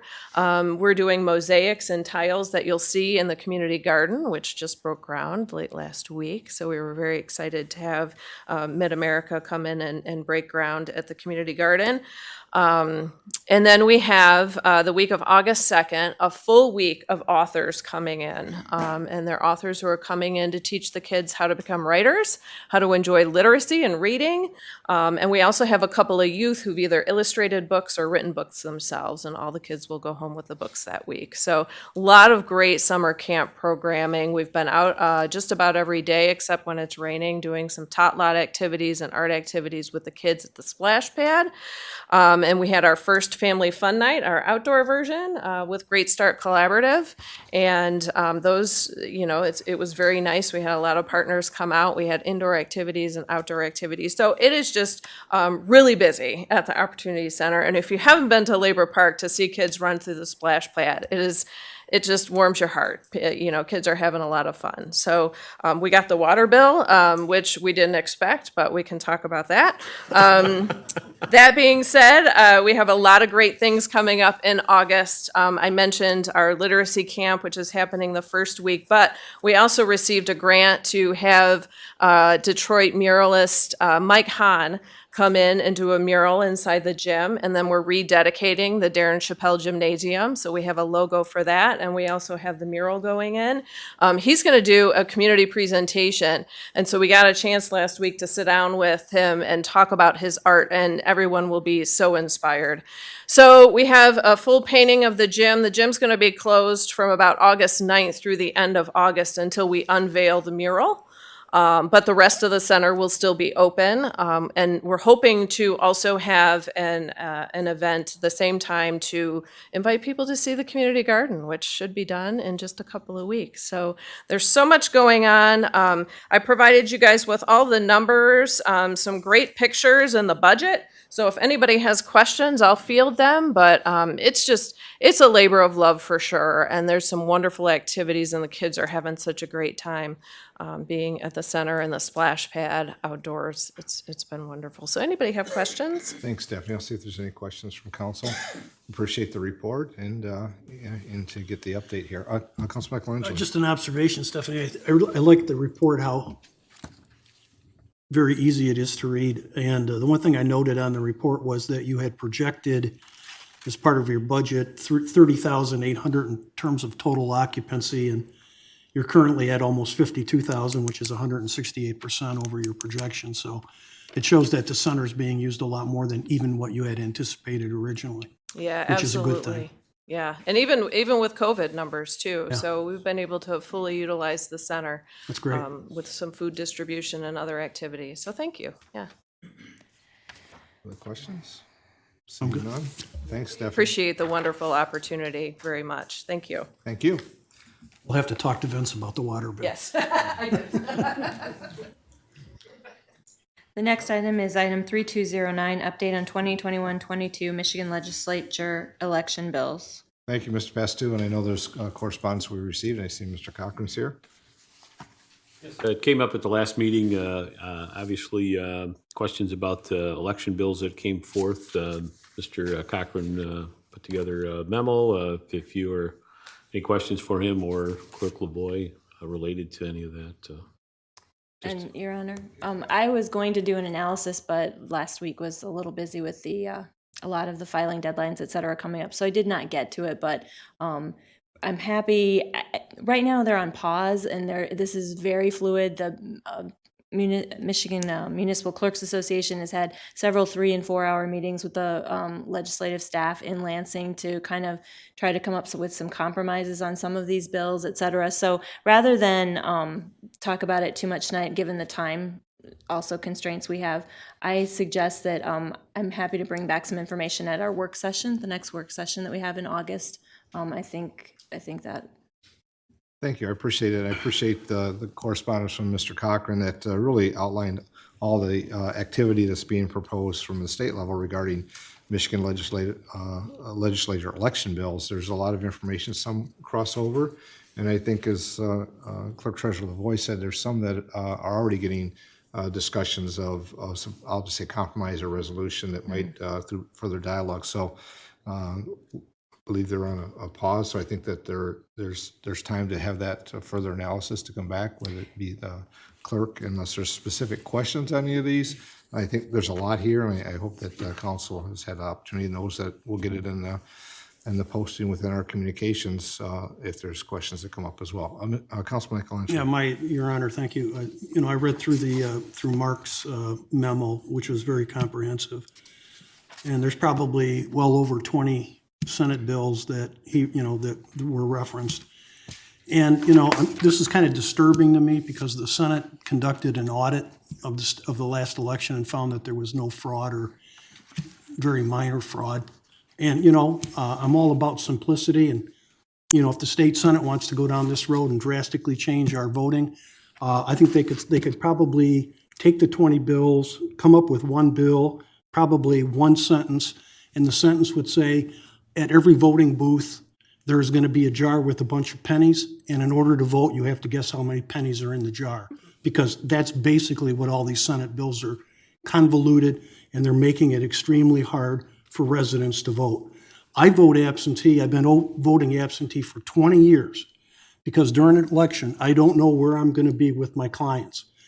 I resent the fact under these proposed bills that I have to submit identification in order to vote absentee, which I think is a violation of my voting rights. And I don't like the idea that if I want to submit an application for an absentee ballot, I got to put a copy of my driver's license into the application in order to be verified. That in itself opens up the opportunity for fraud and for a fraudulent ID. So some of these things I just think are way too. They're just gonna. This is just you look at these bills and it's nothing but voter suppression. That's all it is. And we had an audit done, and in the Senate, which is primarily Republican, said we didn't find anything that was significant about the last election. I think all of us, after the November election, complimented you and your staff and all of the election inspectors and all the work that they did. And there was no problems here in Monroe or in Monroe County. So I really don't know what's behind this, other than the fact that the Senate is trying to make it more difficult for people to vote. I mean, when I read through all the analysis, that's the only conclusion you come away with. And I've always been told that if you see something wrong and you don't speak up, then you're complacent.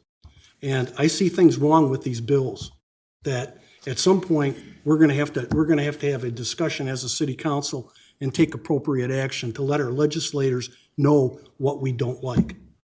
So what I will say is I would encourage you to go beyond the analysis that we received, because Senate Bill 303, for instance, requires a signature from a verification from every voter. Even if you come to the precinct with your photo ID, they're going to require a signature, and if the election inspector isn't able to match your signature with what's on file, even though you're standing there with your photo ID next to your face, you won't be able to get a regular ballot. You would have to get a provisional ballot and come in within 6 days to prove that you are who you are. Now, that actually was that came out of the House, and the Senate is pushing back against that. So without getting too far down the road here, the point is to your point, they're very complicated bills, and I do know that, like I said, the Clerks Association has been on it. They've been very active. I spoke to the president of the association this past week.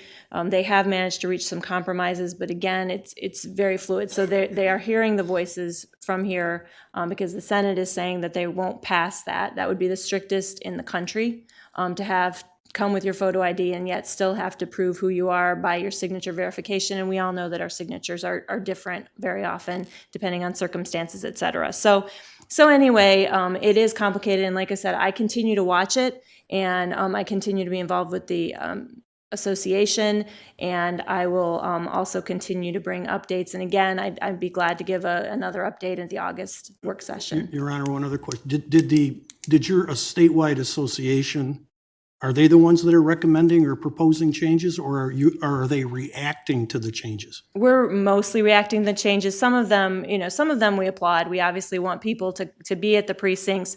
If they don't have photo ID, we want to make sure that people who shouldn't be voting aren't voting, and photo ID is a big way to make sure that happens. So I do think there has to be some adjustments, but most of this we are saying, as an association, we would hope you would work with the clerks before introducing this kind of legislation, and we're the ones, the boots on the ground. We can really help tell you where the problems are, where maybe this legislation fixes some things but maybe creates some additional issues that never existed before. So it's definitely reactive, though, and so we're playing catch up, but working really hard. And to the legislature's credit, they are sitting down and meeting with the association leadership to try to make some compromises. So it's interesting. And again, I would point to that the Senate and the House aren't actually in agreement on some of these things as well. So we'll kind of have to wait and see how it all plays out. a little bit further down the road. Without, to your point, I understand your point, education is the best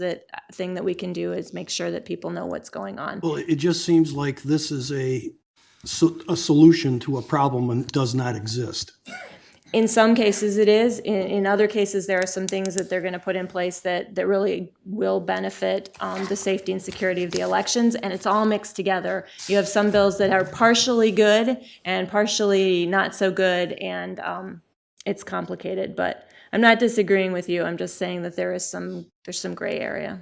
So there's a volume of bills here, and if council can look at those as well, just to be prepared as clerk treasurer comes back with updates from the Clerks Association. I think that's really where it needs to be resolved. I understand everybody's opinion may be on certain bills. I think there's pluses and minuses. I know that the clerk and I have had a couple of discussions on those, how it's going to impact here in our elections. And as the councilman said, our election here within the city was run very well, had no challenge or no difficulties to speak of that along the lines of some of what's being proposed here. So I'll look forward to that report at the next time. And And once when we you get through comfortable- tomorrow. when you get comfortable. Yeah, once we get through tomorrow, that'll free up some additional time, and I'll have another conversation with the president of the association and see what new information she can bring. Lastly, Your Honor, the one thing, and I'm going to pick the phone up myself and call Dale Zorn, but based on Mark's analysis, he has a asterisk next to each Senate bill that Senator Zorn is a sponsor of, and he's a sponsor to about 80% of these bills that are changing voter restrictions or voter laws. And it would be nice to know why that he's sponsoring so many Senate election-related bills, and what the background or the impetus is for it. And he's our state senator.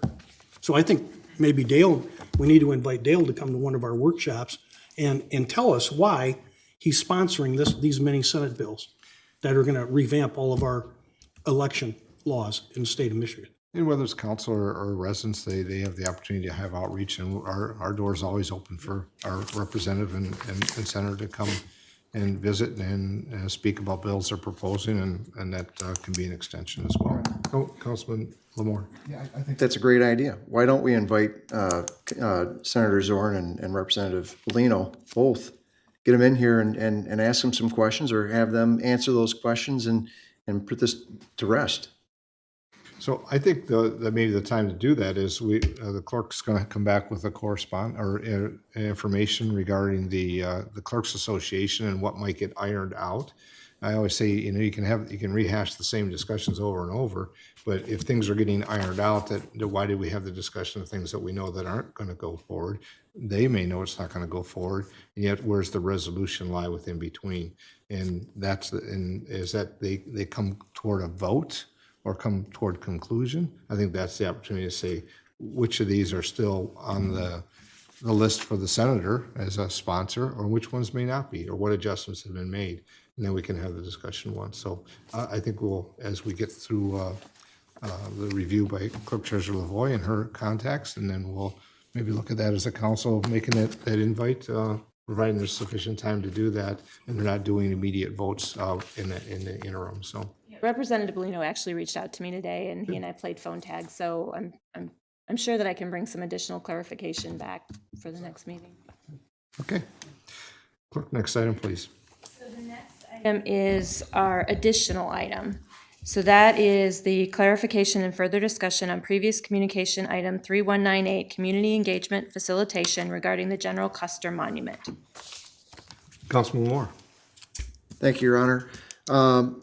According to an email that was sent out to all of City Council this past Saturday from Michael LaHote, the committee selected to do the research for this RFQ did not vet all the potential candidates. I know, Vince, you clarified that by saying part of the vetting process was the application.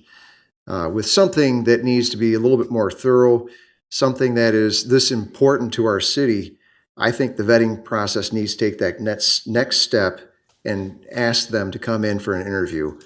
And when you say that you didn't interview everybody, I take that as not properly vetting everybody. So that's what I'd like to see, is that committee vet everybody, go back and interview each one of them. Because I don't think there's that many of them that applied. Correct me if I'm wrong. Total. I'm sorry, what was that? There was 4 in total. 4 in total. But let me, if I may just expand upon that, we did have that discussion of the value of it, given, you go through the experience and qualifications that they provided and what our understanding of the community engagement would require and the skill set that goes with it and experience. We just felt that in the case with Austell that it rose to a level that the others did not have. I mean, there was one that I think it was blended. I can't remember the name. Pardon? Blended collective. Yes, very good. I think potential with facilitation, but more market oriented as opposed to dealing with policy related items.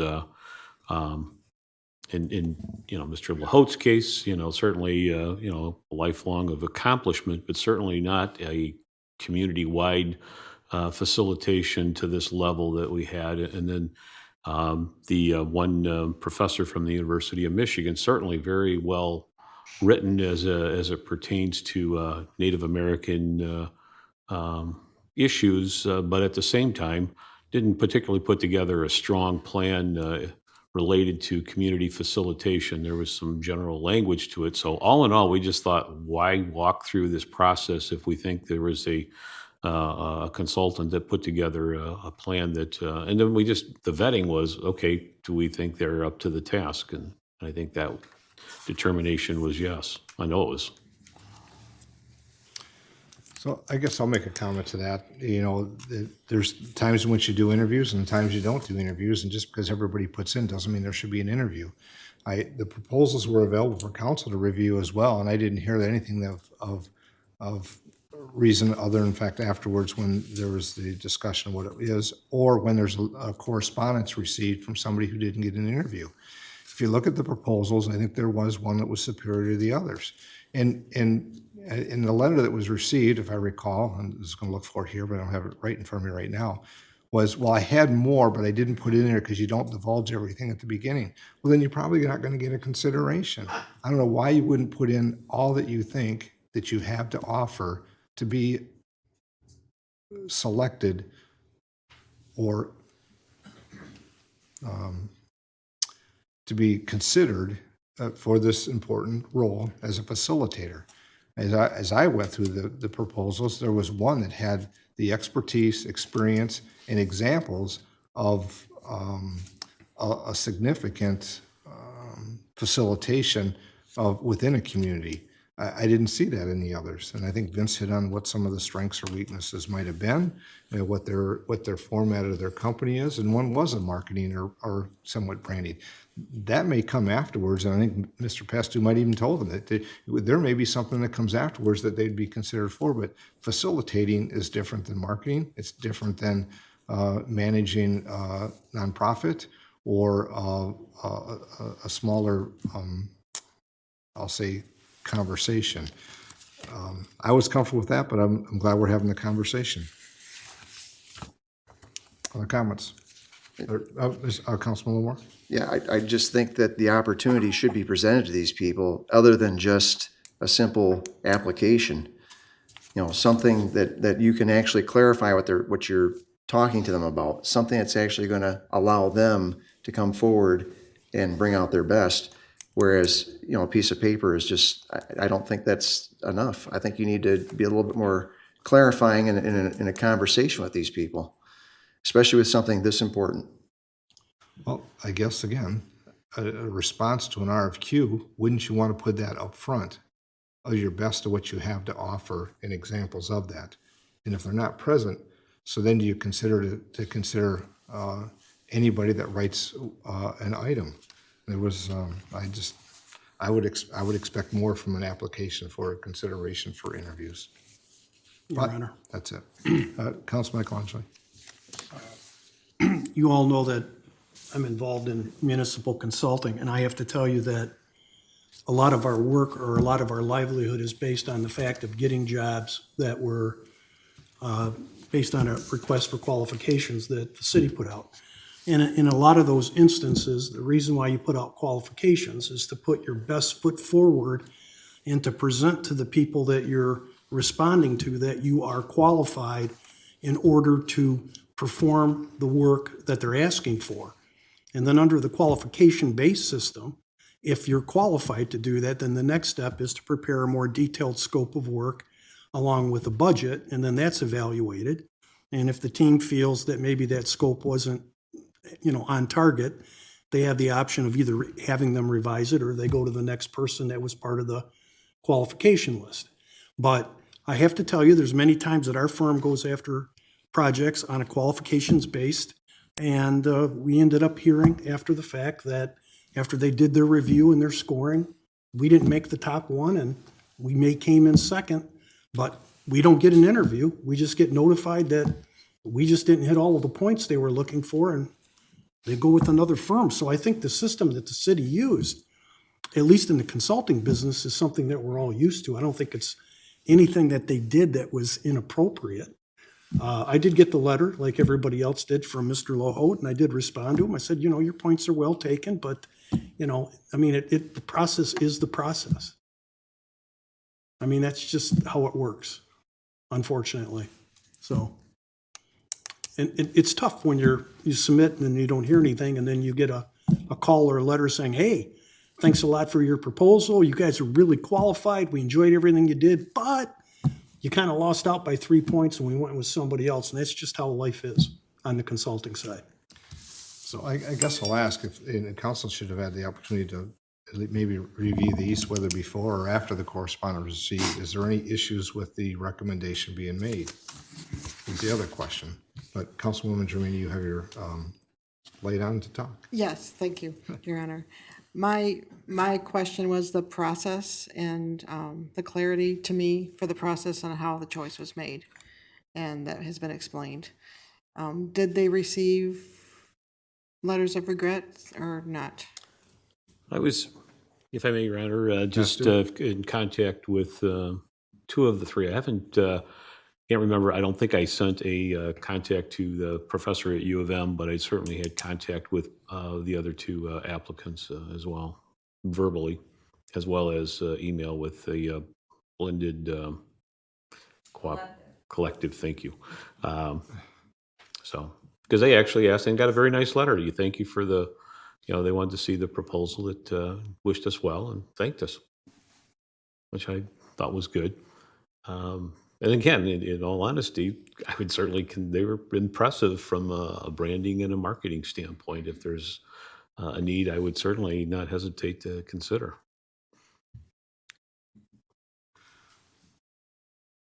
Other comments from council? So as we know that the next step will be, as it comes back to council at a future meeting, unless there's a position of council wanting to make a motion that the process be reconsidered, and then I'd ask what that would be and who it would be if it's something that you're looking for council to intercede and hold these interviews.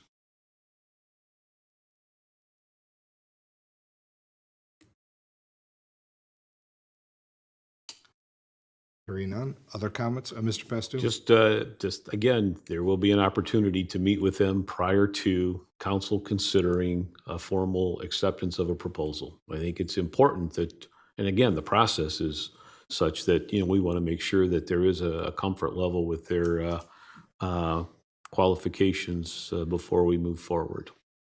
It's a big undertaking, and I think that, we've looked to arrange that. I think the week of the 9th is what we had planned. Okay. Other comments? Seeing none. Clerk, next item, please. The next item is under council action. Item 3177, CDBG 2021 through 2026 consolidated and 2021 through 2022 annual action plan adoption. Well, I guess we'll start, see if there's a motion, then. Your Honor? Councilman Moore. Make a motion to adopt the 2021-2026 Community Development Block Grant Consolidated Plan and the 2021-2022 Annual Action Plan. Second. It's a motion by Councilman Moore, supported by Councilman Michelangelo. Item 3177, the CDBG 2021-2022 Consolidated Annual Action Plan Adoption. Any comments from council? It's quite a lengthy report. I'll start by saying it's 109 pages long. There's a lot of details about our community, many facts, information for those that want to really learn about our community and all the aspects of that in our neighborhoods and what this plan is going to put in place to respond to those. I want to thank the staff that I know is here as well for their work and hard diligence in getting that submitted appropriately so we can continue to have the federal funding support in our CDBG, which is critical to our neighborhood and neighborhoods that have needs in our community. So if there's no other comments. Hey, Your Honor. Yes, I would please just do. like to join you in thanking the staff that prepared it with Caitlin Pierce and Jeff Green. And of course, MCOP is always an integral part of, of these dollars being spent within our community and how it's dispersed. I think there's, as they're in charge of the fixed program, $160,000, I think I saw, into housing rehabilitation. This is really going to do some damage and have a positive effect on people. And I just want to thank them for putting in the time that it takes. This is all the good work that's unseen behind the scenes that the city does. And I just think that it's worthwhile giving them the recognition that they've so rightfully deserved. Thank you. I think there was good conversation from the council as well, because we did some adjustments I won't say at the last minute, that wasn't it, through our discussions when we talked about how we're trying to battle blight and those issues and properties that quite honestly aren't going to be repaired and don't have the equity put into them by whether it's an ownership or whatever it may be, a rental, and that there's increases regarding demolitions. We're not about demolishing everything, but at some point in time, you have to make that position well-known to help rehabilitate the neighborhood as well. So thank you for the comments. Clerk, please call the roll. Councilperson Whitman? Yes. Lee? Yes. Vining? Yes. Germaine? Yes. Lamore? Yes. Felder? Yes. Mayor Clark? Yes. Next item, please. The next item is item 3212, resolution, police and fire operations policy. Thank you. Mr. Pastu, I'm sure you have some introductions, some reviews maybe from our work session, but also maybe in general for the item that's on the agenda. Thank you, Your Honor. We did talk quite at length, obviously, with Fitch and going through the presentation that they had and the analysis and certainly referencing the discussion related that they had with council and staff regarding that. Just in putting this together, it goes through and establishes the minimum fire staffing and staffing multiplier, police minimal staffing and multiplier. The operational plan, again, that is in the case of the medical, that police would only go to the echo calls, fire to all calls, fire response. Police would the structure and vehicle fire assist with securing staging area, setting up lines for attack, no interior attack, and then obviously fire goes to all calls. The unified command structure identifies the public safety director position to fill that, and then the restructuring of the command with both police and fire, ultimately establishing 4 command positions with assigned administrative responsibilities. I put in here with the resolution, and let me back up here. I didn't go through the fire minimum staffing. Is that for clarification purposes that was discussed having a minimum staffing established at 4, scratching out inclusive of lieutenants. I think that included some confusion. And similarly with police, that there would be a minimum staffing at 5. And again, I don't think we put that in there with that. So, but there should be minimum staffing of 5 for the police. When I get to the one resolution, the be it resolved on the third page, this stated policy intention recognizes the implementation will require negotiations with public safety, collective bargaining units, and then also ongoing evaluation by future director of public safety. I think it's important to recognize this is a plan, but there is going to be some collective bargaining aspects required for its implementation, but it is council's stated position how they would like the structure to look like. And then I think equally important, it came at the end of the discussion, is that the council is committed to ongoing professional development and assessment of police and fire personnel in preparation for future administrative and incident command responsibilities. Excellent questions that you asked about the timing associated, but clearly in the future as well. We want everybody that's has the interest and capability to be ready for that next step when that opportunity should present itself. You know, I did talk a little bit about, flipping through this pages, the Exhibit A, to reiterate again about our financial challenges that we have, certainly beginning, I think, in earnest in 23, 24, is that, and again, using the replacement impact of the DTE settlement of the need to construct 1,000 residential homes at a average value of $300,000 would make up for that loss, or the construction of 8.6 new Lazy Boy headquarters sites is the equivalent. Now, again, we've taken a number of actions to reduce that revenue loss, but still, in spite of that, we are looking at some operating deficits beginning in 23, 24. And then also the question that was discussed about public safety. It represented approximately 70% of our general fund discretionary appropriations.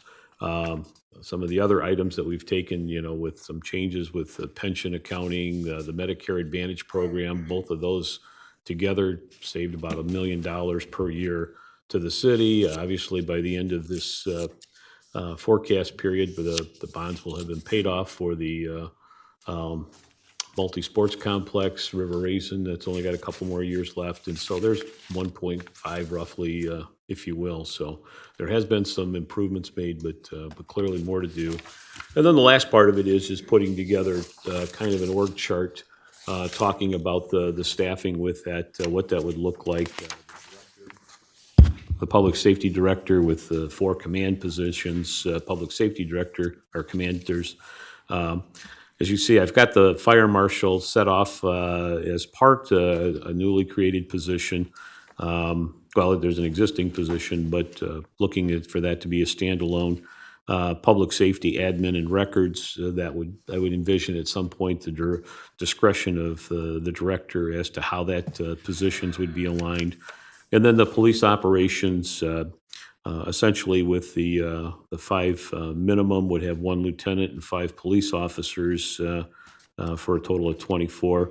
The special ops that we have in there is 3 detective, 2 vice officers, 1 school resource officer, and a court officer. If you remember from the Fitch analysis, they had 45 positions. You add those 7 special ops in there, that gets you to the 52 that I have down there. Related to fire, 3 24-hour shifts programmed with 1 lieutenant and 4 firefighters. So based on the work with the Fitch and certainly meeting with council in the past, this is the resolution and the policy statement that we're presenting for council action tonight. Well, firstly, if there's any questions of Mr. Pastou, but this is on our agenda after many months and a long time of discussion regarding public safety and our departments. Not there's a motion is up for council action. Your Honor. Council Michelangelo. Yeah, I just have a clarification, Vince. Because these multipliers are all based on the various type of responsibilities that both police and fire are going to have. I thought under Fitch's presentation, under medical response, fire recommended that fire go on A17 and then they were fairly specific. They don't go on all calls, but they were like A17. Was it Charlie, Delta, and Echo? And they weren't. Echo they would definitely go to. Yeah. I think it was, But there was an omission that they had because they said that reduction allowed them to save percent of their call 30%. volume. Yeah, and so I mean, I want to be clear. I mean, I think, certainly from my sense in our prior discussion was to include fire on all fire calls. Yeah. Okay. Yeah. All right. That I was just my wanted to- recollection, even though that was the consultant's recommendation. Okay, that was their recommendation. Okay. I just, we've had a lot of different discussions. Yeah. I want to make sure that we're all on the same page. So we're going to remove under number 1, fire minimum staffing, where it said we're just going to have established at 4 and get rid of the qualifier inclusive of lieutenants. Yep. Okay. Other questions for Mr. Pastu?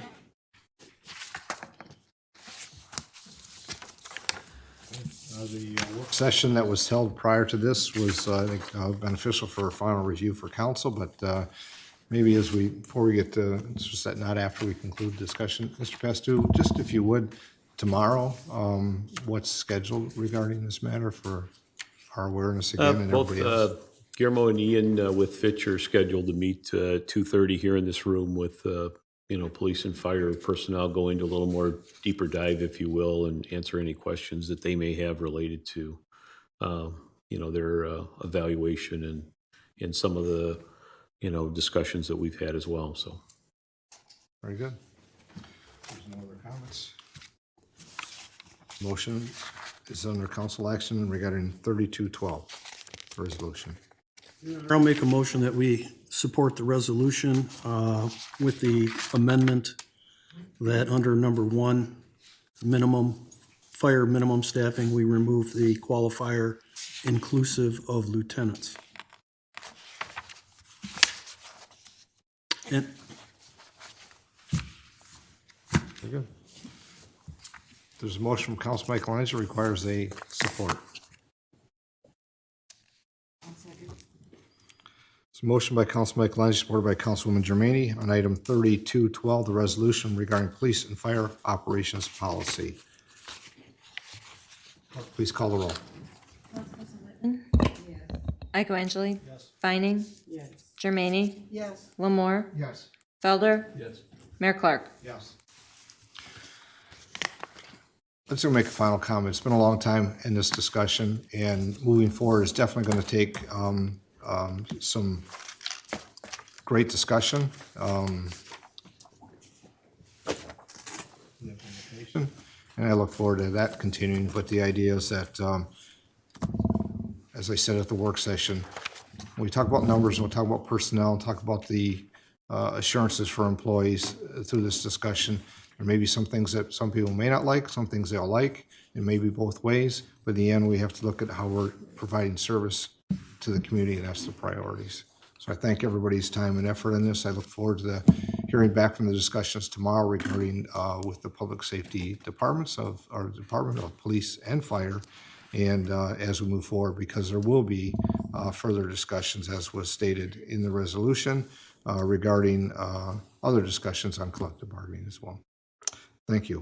Clerk, next item, please. So the next item was added. It's correspondence to Monroe Charter Township. Thank you.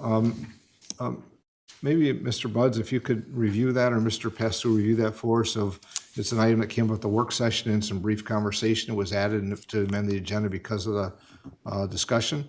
And if you could review that, so what that entails and why. Over belabor what we talked about at the work session, but to say that essentially following the discussion that we had, this is a proposed communication to Monroe Charter Township regarding their continued consideration of the regulation of marijuana businesses, which we understand will be back on their agenda tomorrow evening. It's our understanding that the administration there is planning to propose that the previously considered and tabled ordinance revisions are going to be proposed to be rejected, and a new ordinance will be set forth. Though I will say the agenda item is merely to waive the second reading and to consider, so we don't know what will happen regarding the township's decision on that tomorrow, the township's board. But we thought it an opportunity to potentially have the city council support a communication that would come from myself and the city manager requesting that the township strongly consider the proximity of residential uses to any facilities that would be approved to operate in the township's boundaries, and also consider buffering or distances between residences, schools, churches, or other similar uses that some may deem incompatible with marijuana facilities. As I said during the work session, clearly not designed to usurp or in any way take away from what the township board will have to decide, but given the boundaries that are in play between the city and the township in particular, locations that would be, as I again estimated, between 250 and 300 feet of a residential neighborhood that's located within the city, an opportunity if council wanted to convey that concern to Monroe Charter Township before they took further action. Thank you. I just, before there's I'll say a motion, I think Mr. Budd said it, we're not here to tell Monroe Township what they do from their policy standpoint, and I know that they don't tell us what to do.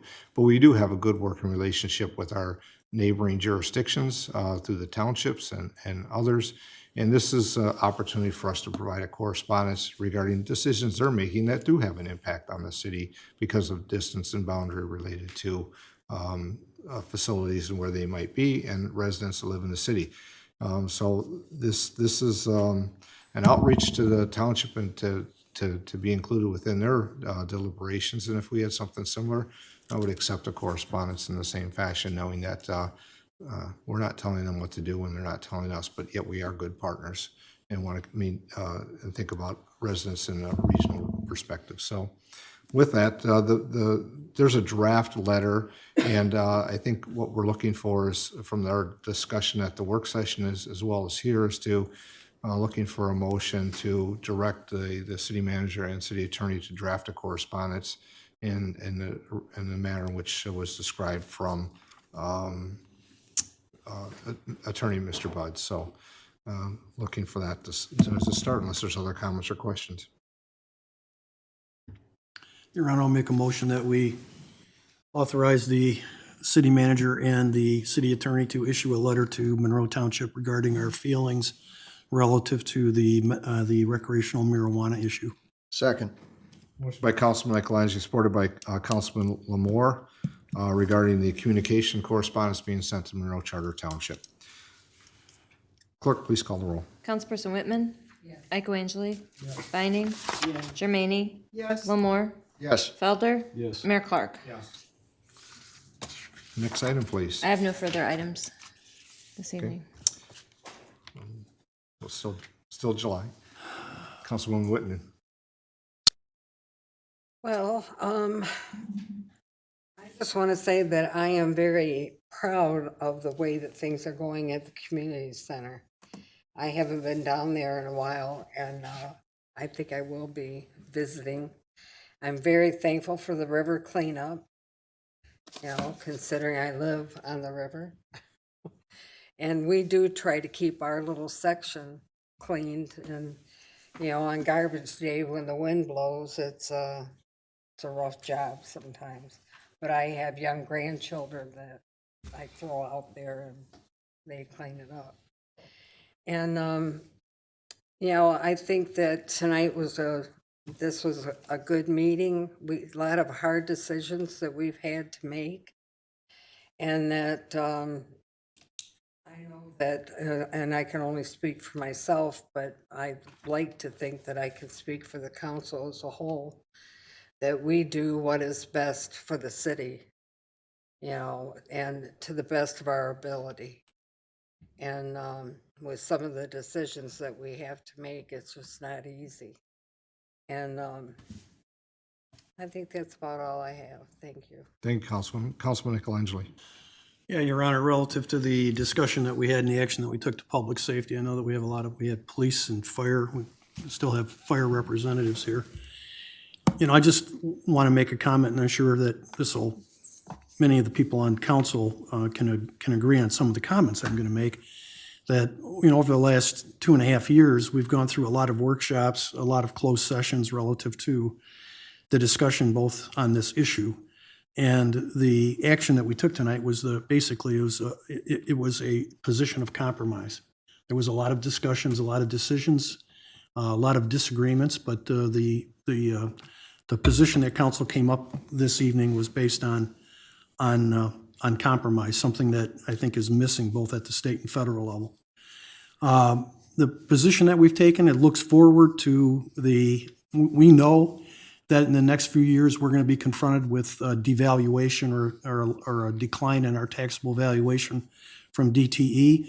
And rather than be responsive or reactive when that happens, we wanted to be proactive and start the planning in terms of looking forward to how we would provide efficient service in the future to the community without having a significant reduction both in police and fire. The procedure or the outcome of what we did tonight maintains a core pool of both police and fire. It ensures the integrity of both skills in the community.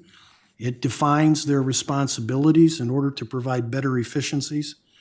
It advances the idea that we're going into an incident command structure, which is going to be important not only today but in the future. It strengthens our overall response to incidences that require both police, fire, response to man-made incidences that we may have, and weather-related. In today's world, there is no such thing as a fire department or a police department. You know, it's commonly known that fire departments have kind of evolved into all hazard departments because they have to respond to not only fires, but hazmat, confined space, weather-related issues. And the police are having to respond to different things besides typical policing responsibilities that they've had in the past. The other part of it that it wasn't part of the presentation, but it was part of our conversations, is that this system will allow us to transition, the community to transition in the future if there is ever discussions relative to a metro fire department. Because if we didn't have this type of organization, we may have not had that opportunity in the future to work with our fellow townships, adjacent townships, on a metro fire authority. So it leaves that door open as well. I know that personally, there's going to be disappointment both from police and fire on the actions that we've taken. But as Councilman Whitman said, this was something that was deeply discussed. Many meetings council went through in order to come up with the final product that we approved tonight. So it's something that I think is going to serve the community well in the future and provides a really great framework for us to move forward and gets rid of a lot of the questions and the ambiguities that we've had, that we've been confronted with for the last 6 or 7 years since I've been on council. So I think it kind of it answers a lot of the questions. So with that, Your Honor, that's all my comments. Thank you. Councilwoman Viney. I don't have any comments, Your Honor. Thank you. Councilwoman Germaini. Thank you. In unison with John, our decisions, I think it provides clarity in leadership out in the field for the police and the fire. Having achieved that, I think will service our community, and the community deserves the service. That's all, Your Honor. Councilman Lamore. Your Honor, firstly, I want to go back to the decision we made about the Opportunity Center, and what a pleasant surprise it's been for all of us now, seeing the results of that decision back then. City Council made a hard, difficult decision back then, and look at the fruits of our labor now. I couldn't be more prouder of MCOP, how they've handled the situation, and the Opportunity Center blossoming into what it is now today. Public safety, our police and fire departments, our goal or our directive as City Council is to dictate policy. And I say we did that tonight with what we did. There was a lot of hard decisions, a lot of disagreements here and there, but in the end of the day, we've come to an agreement to make it better for both police and fire so that they can unify and become one team out there. And that's our goal as City Council, to make sure that everybody is safe in our community by what we dictate as policy to you gentlemen and ladies. So I'm very proud of our decisions here tonight that we made, and I think we've made great decisions. As far as what I was questioning earlier in the communication that we had, my biggest issue is always transparency with everything. I want to make sure we are completely transparent on every issue, especially this one, which has great historical ramifications. And we want to make sure that we don't disinclude anyone from that discussion. And that was my main motive tonight, to bring that up and to make sure that everybody is clear that we are being transparent and that we need to be transparent in this process, because one false step in that and everybody's going to have our heads, and that's what we don't want. So that's my goal, is to be transparent throughout that whole situation. That's all the comments I have. Thank you, Councilman. Councilman Felder. Thank you, sir. Just want to thank everyone that came out to the river cleanup 2 days ago. We had a tremendous showing from the community to get out there and have an impact. Special thanks to Agua Dulce and Amayas for providing food and beverages for the event. Our volunteers from ProMedica, Knights of Columbus, and then all the many people from the community that came out and made the event possible. We certainly appreciate it. I think all I want to say regarding public safety is, I think it was made clear from the start that this was going to be tough. And I think it is going to be tough. It certainly was tough for us. I think it's going to be tough on the departments. Hopefully, it's not going to be tough on the residents. I think we've done our best to try and construct a scenario that's going to serve the people who we represent the best that we are able with the resources that we have. And that's really where the issue comes in. Vince laid it out in his opening comments. It's the very first preambulatory clause in the resolution that overriding all this was the specter of devaluation for the DTE plant. And that was the fight that preceded this one. And we fought them as hard as we could. And I think that we, discussed with ourselves, as much as possible to try and find out the best way of doing this. Regarding the issue of compromise, I would certainly agree with that. My understanding of compromise is what every party hates the least, and I can tell you honestly, I hate this plan. I think that we all sort of do. No one's going to want to make this amount of reduction to any department unnecessarily. But, despite the residents all paying more in taxes, the city has and is going to have less money to be able to provide services within our community. And we have to respond to that. And that's not a position you want to be in. That's not a position that I would envy. I'm not going to come in here and tell you, what we've laid out is better, is the best system that we could ever hope for, that's the best system we could imagine, it's the best system we could construct. No, but a better system would probably cost more money. So I think we did the best with what we had to deal with. So that's all I have to say about that. Thank you, Your Honor. Thank you, Councilman. Well, I'll be brief. I think most has been said. I said my comments during the work session regarding public safety. It has been a long road, and I think there's been a lot of dialogue. I want to first off thank the City Council for their continued efforts and work sessions and discussions, as well as Fitch Associates for the mountain of data and information and what they pulled together. I think it's pretty revealing of what services are being provided in the city, how they were provided in the past, and why we have a path forward of how they're going to be provided in the future. If I wasn't confident that this was not going to serve the public in an effective and efficient manner and provide public safety, I would not have supported it. But I think it is, and I think it's going to be. We always have our discussions regarding the costs and revenues. And while that's a factor within this, is much revenues that you may not have if you're not going to provide the service that's going to satisfy the community and meet all the service needs, then I don't think we'd be where we are today. There is adjustments, and it's going to be some hardships. That's the reality. And as we move forward in collective bargaining, there'll be discussions there. And I'll be optimistic that as we talk through these things, this is where we're at, and this is where we're going to be going forward. And if there's challenges, I guess there'll be other discussions that we'll have to take on as a council as they move through. I leave that, of course, to, as we do, the city management, as well as the I'll say negotiations there, and look forward to those results as they come forward. But I do think that this with the personnel we have, the personnel that will still be here, and the personnel that will be here for the term to deliver service continues.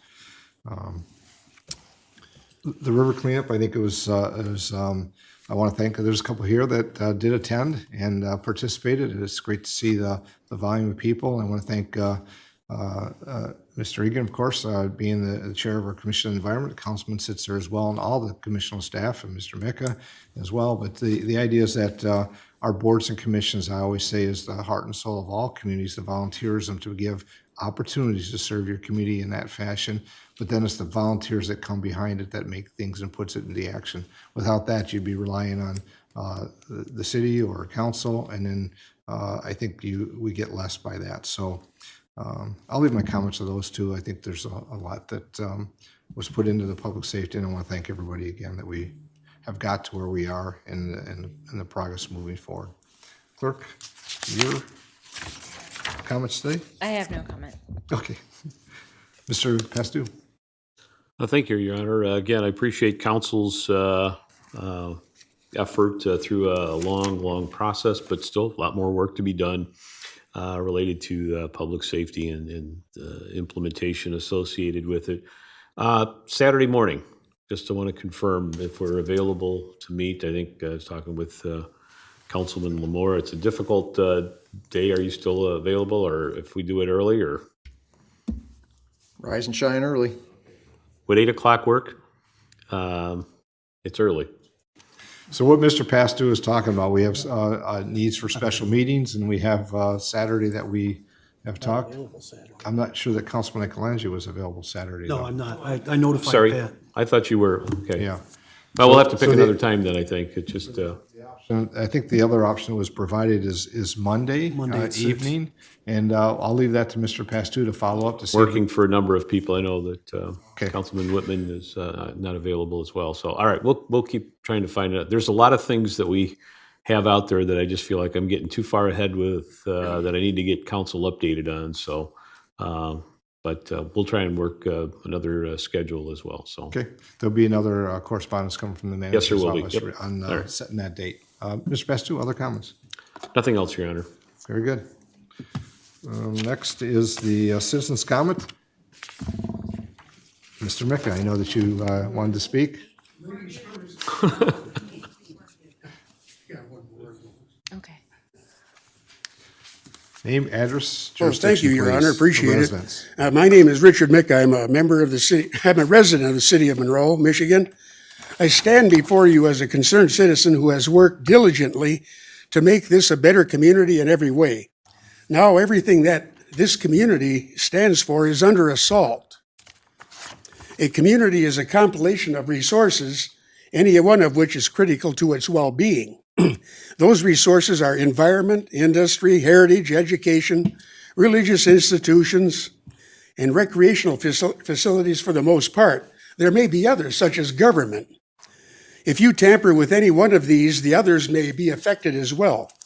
The environment includes Lake Erie and the River Raisin. Industry includes a number of companies and the Port of Monroe.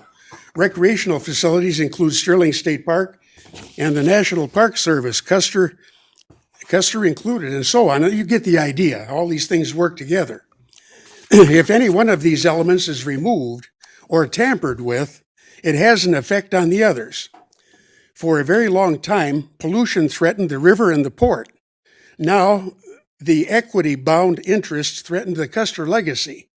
We are able to resolve the threat to pollution of the lake and the port, and we have restored clean water. But the heresy against Custer must be rejected. No facilitation or reparation is required. Tampering with history is a form of pollution. Thank Councilman Lamore for challenging the RFQ process, which amounts to nothing more than a sugar-coated hoax. Thank you, Mr. Micka. Other comments from those present here this evening? Yes, name, jurisdiction of residence, please. Katie Beth Davis over on La Pleasance Road in Monroe Charter Township. I can't even believe what I'm going to say, but I actually agree with Brian and Mr. Micka. I don't really have a lot of faith in the process of this RFQ. just because what's posted online and on the website, everything that's happened, it's not going along. And I would say that if it wasn't going to go along with the timeline and what it states on the actual website, then maybe that RFQ should get changed, the language in there, because it does state that everyone would receive an interview. And again, we also know that everyone wasn't interviewed as well. And correct me if I'm wrong, but I believe on the record, it was stated that the only person that didn't get a rejection letter was the expert on Native American issues. So I don't know if anybody had Googled any of these people that applied, but Dr. Kyle White is actually a person of color. And for him to be the one that didn't get a rejection letter, just kind of a little bit hard to swallow through this process as well. So 5 days after the last city council meeting that we had on July 10th down in Charlottesville, Virginia, they actually removed 3 statues. They took down General Robert E. Lee, Stonewall Jackson, and then during an emergency meeting midday with their city council, those officials unanimously voted to remove the statue of Meriwether Lewis, William Clark, and Sacagawea. So a lot of the outcry that came over those statues happened during the Charlottesville riots. It was the Unite the Right.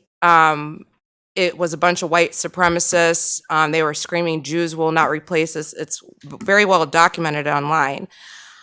So their black mayor, the first black mayor there, decided that taking down that statue was a small step in helping Charlottesville heal and grapple with the sin of being willing to destroy black people for economic gain. Now, I'd like to remind everybody that the Proud Boys decided to have their rally at the Custer statue.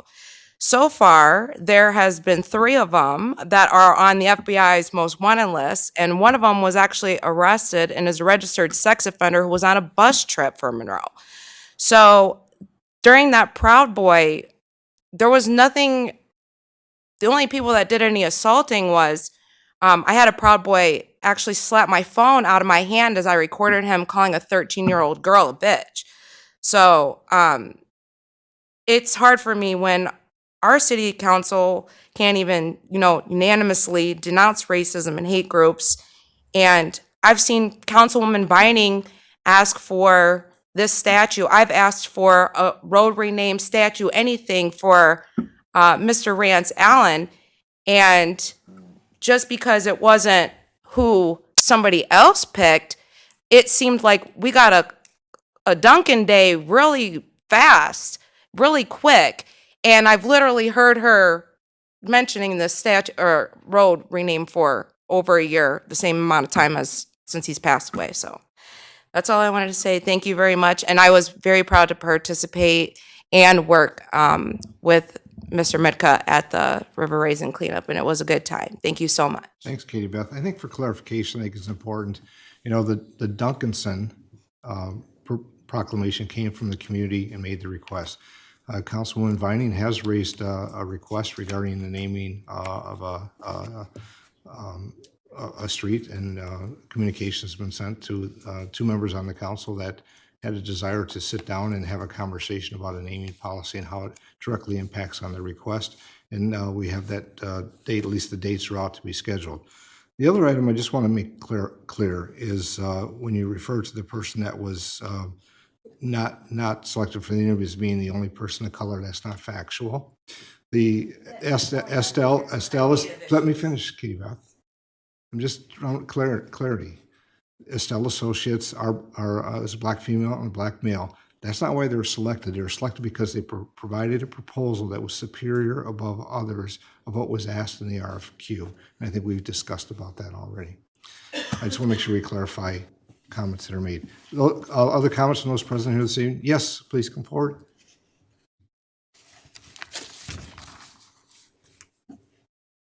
name and address, please, or jurisdiction. Yes, thank you. Colby in City of Monroe.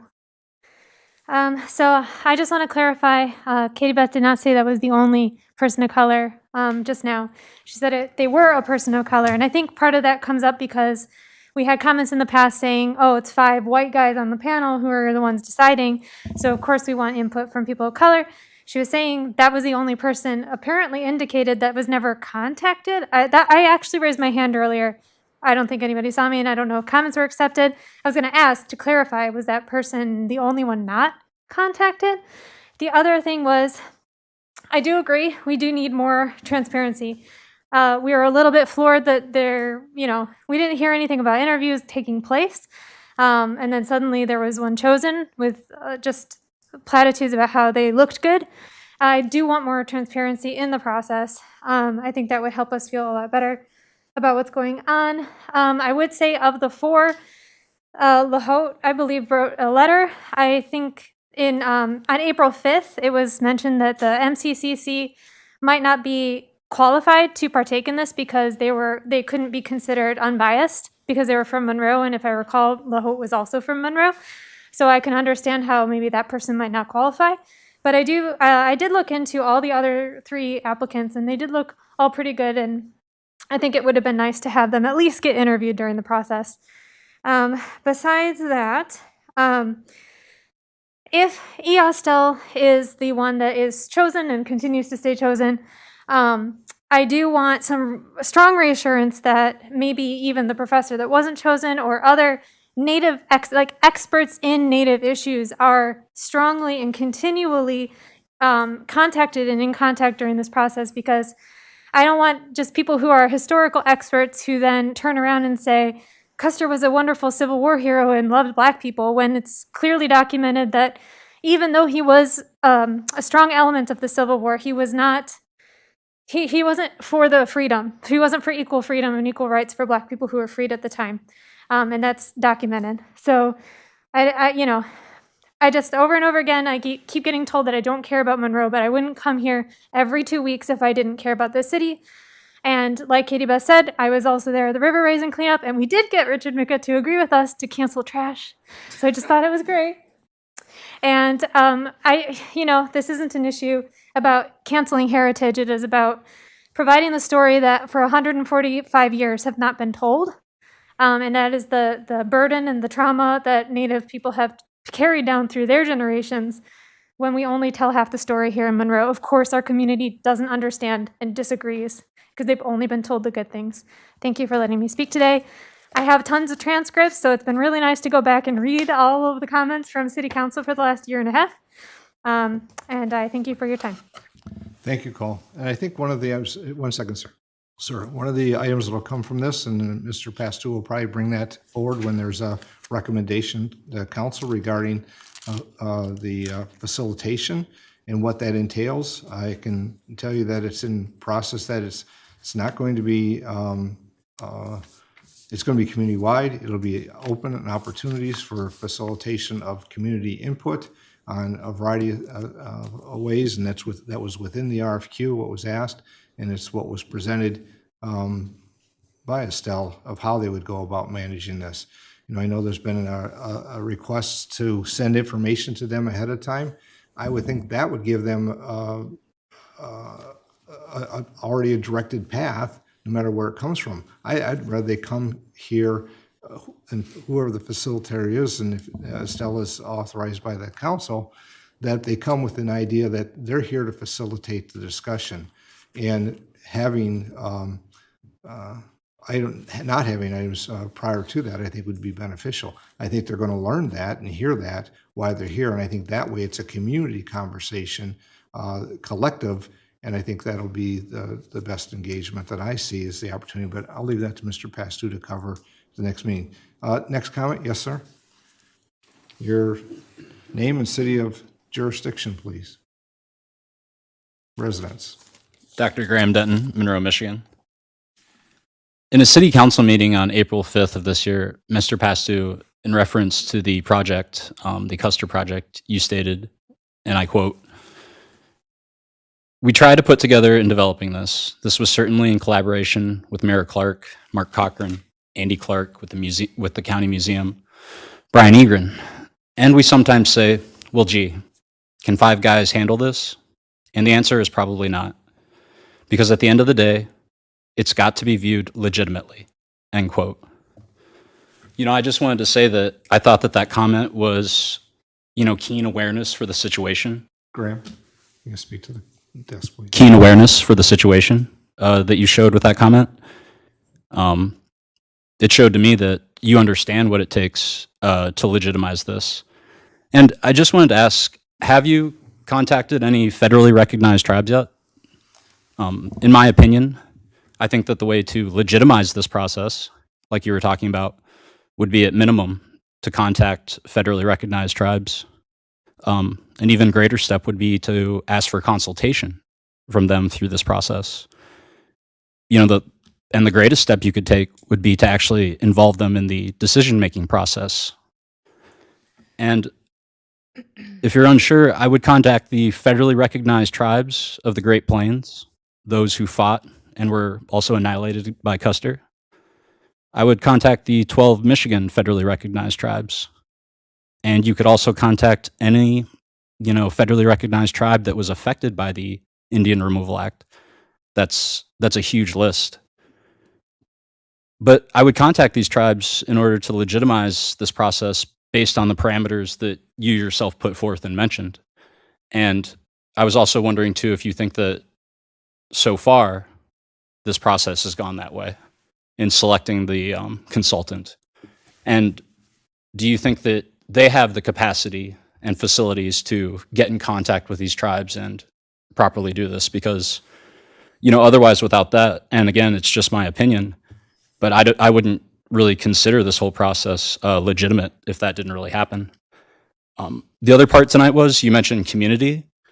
Are you considering the members of the community that are negatively affected by this? That wouldn't be just Monroe County. That would be, statewide, as we've been shown by the 12 federally recognized tribes and what they feel about this.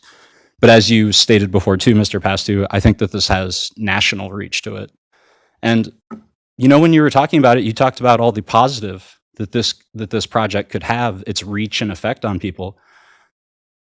I think you can do that here. I think that is possible. But again, probably more transparency involving the tribes to get more legitimacy out of it would be recommended. Thank you for letting me speak again. Have a good night. Thank you for your comments, Graham. I will say that those items that you have mentioned were part of the conversation that the committee had with the Estelle Associates, and I'm not going to be predisposed to what I think is going to come out when I don't know what is going to be done, other than the fact I know the structure that's put in place for all those items to be met, as were stated. Could I comment, though? Please do. I can't let that go without comment. This whole process is trying to be as objective as possible. And candidly, we're not going to go looking for direction from, I'm talking to the audience as well. Oh, you were looking directly at me, though. No. Talk with you afterwards. But the point of it is that they're trying to be as objective as we possibly can. The consultant will engage in all interested parties, all stakeholders in this, all community, the broad community with it. And the best thing we can do is select who we think is the best consultant to guide us through this process, and then kind of step back from it and let the process work with the professionals and the community to come to whatever resolution we may have. We're not sticking our nose in the middle one way or the other, trying to influence the direction or the outcome of this. And that's a little premature, I think. I obviously know it's premature to keep a process in its credibility. So that process will happen somewhere down the road once the consultant has been engaged, but not till then. We're not going out and reaching out to others until we select the consultant, and the consultant will guide the process. It's typically how these things should handle. Thank you. Other comments from those present here this evening? Yes, name, address of jurisdiction, please. Your Honor, Gloria Rafco, 127 Borges, Monroe. I don't want to get into the Custer thing. We've been hearing it for many, many weeks and months. But what I like to say is, we had somebody leave last year or last month, Mike Smith. And, you know, people said, well, we're disappointed that we didn't have him come to a meeting for all he's done for the community. Somebody else I thought of was Bonnie Doster, who passed away this year. She's done a lot for the community. These are people that don't get paid.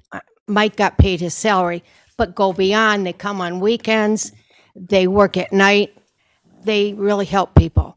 And one special person before something happens is Stephanie. She has done wonders down there, and I'm sure Kelly agrees.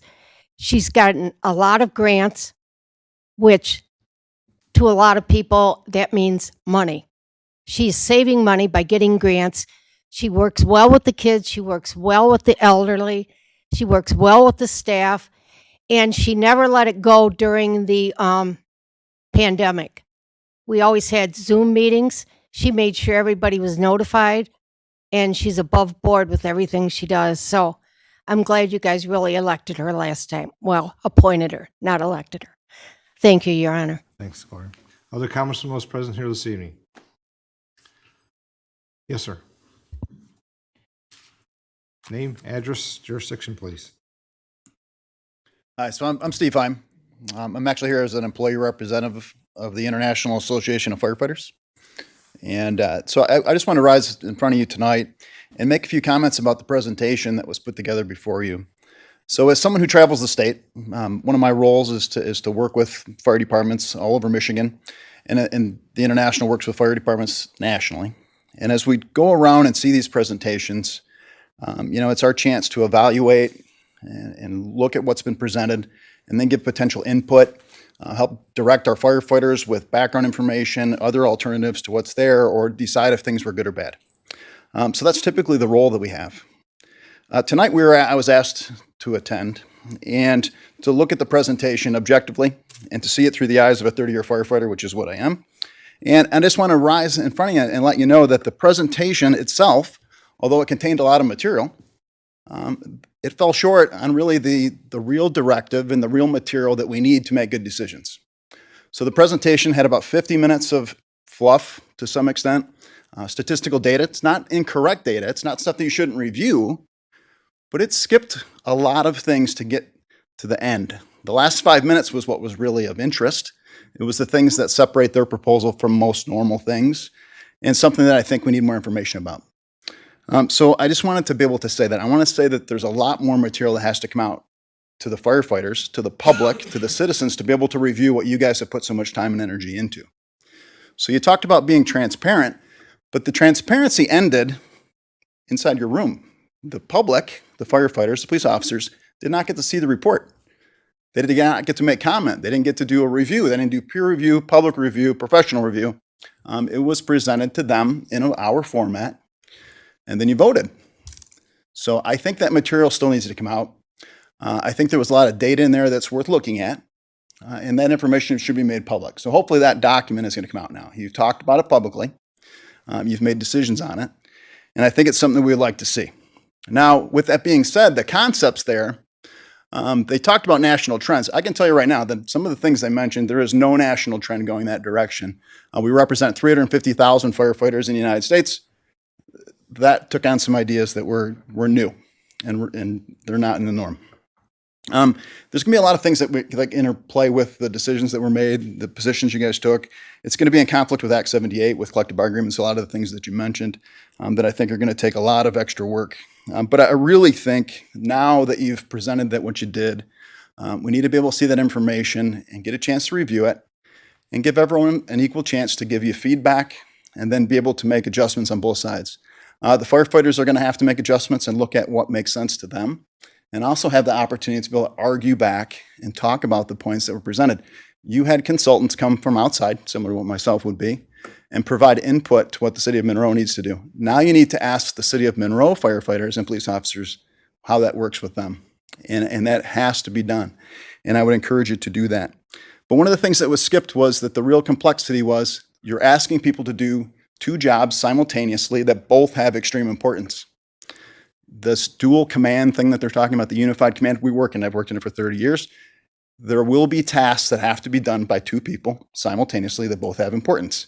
One commander won't make that difference. We'll talk about that. We'll give you information. We're going to provide more detail to why that, and work through that as you present the information to the firefighters and to the public.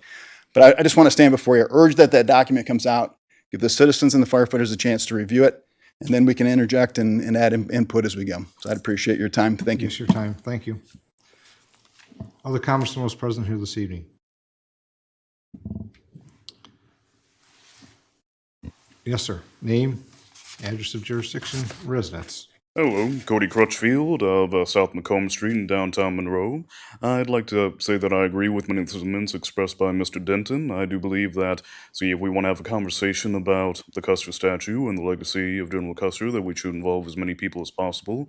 I believe that also includes people living outside the state who were impacted by General Custer's actions throughout his career, including members of the Northern Cheyenne Confederacy, the Lakota people, as well as people who are descended of the Crow and Arikara who aided Custer in his battles. I believe that, this should be a thing that should be done to improve communications and also inspire intergenerational healing. And, I also believe, understand the, sentiments expressed by Mr. Mika about the interconnectedness of many things. I agree with protecting the environment. I don't believe that they are as quite intertangled with the Custer statue and the cultural foundations meant to be formed around him.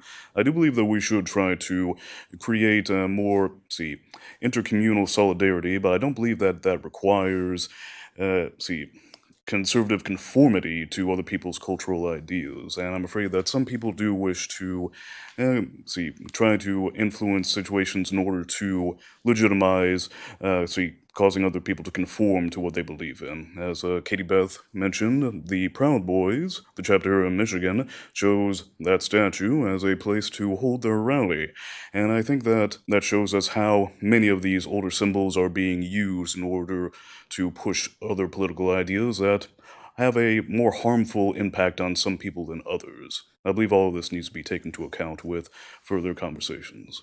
Thank you. Thanks for your comments. Other comments here this evening? See no further comments, the motion would be in Motion to order adjourn. Motion by Councilman Lamore, supported by Councilwoman Whitman to adjourn. Clerk, please call the roll. Whitman? Yes. Vining? Germaine? Lamore? Yes. Felder? Yes. Mayor Clark? Hold on. All right, go ahead. Kelly?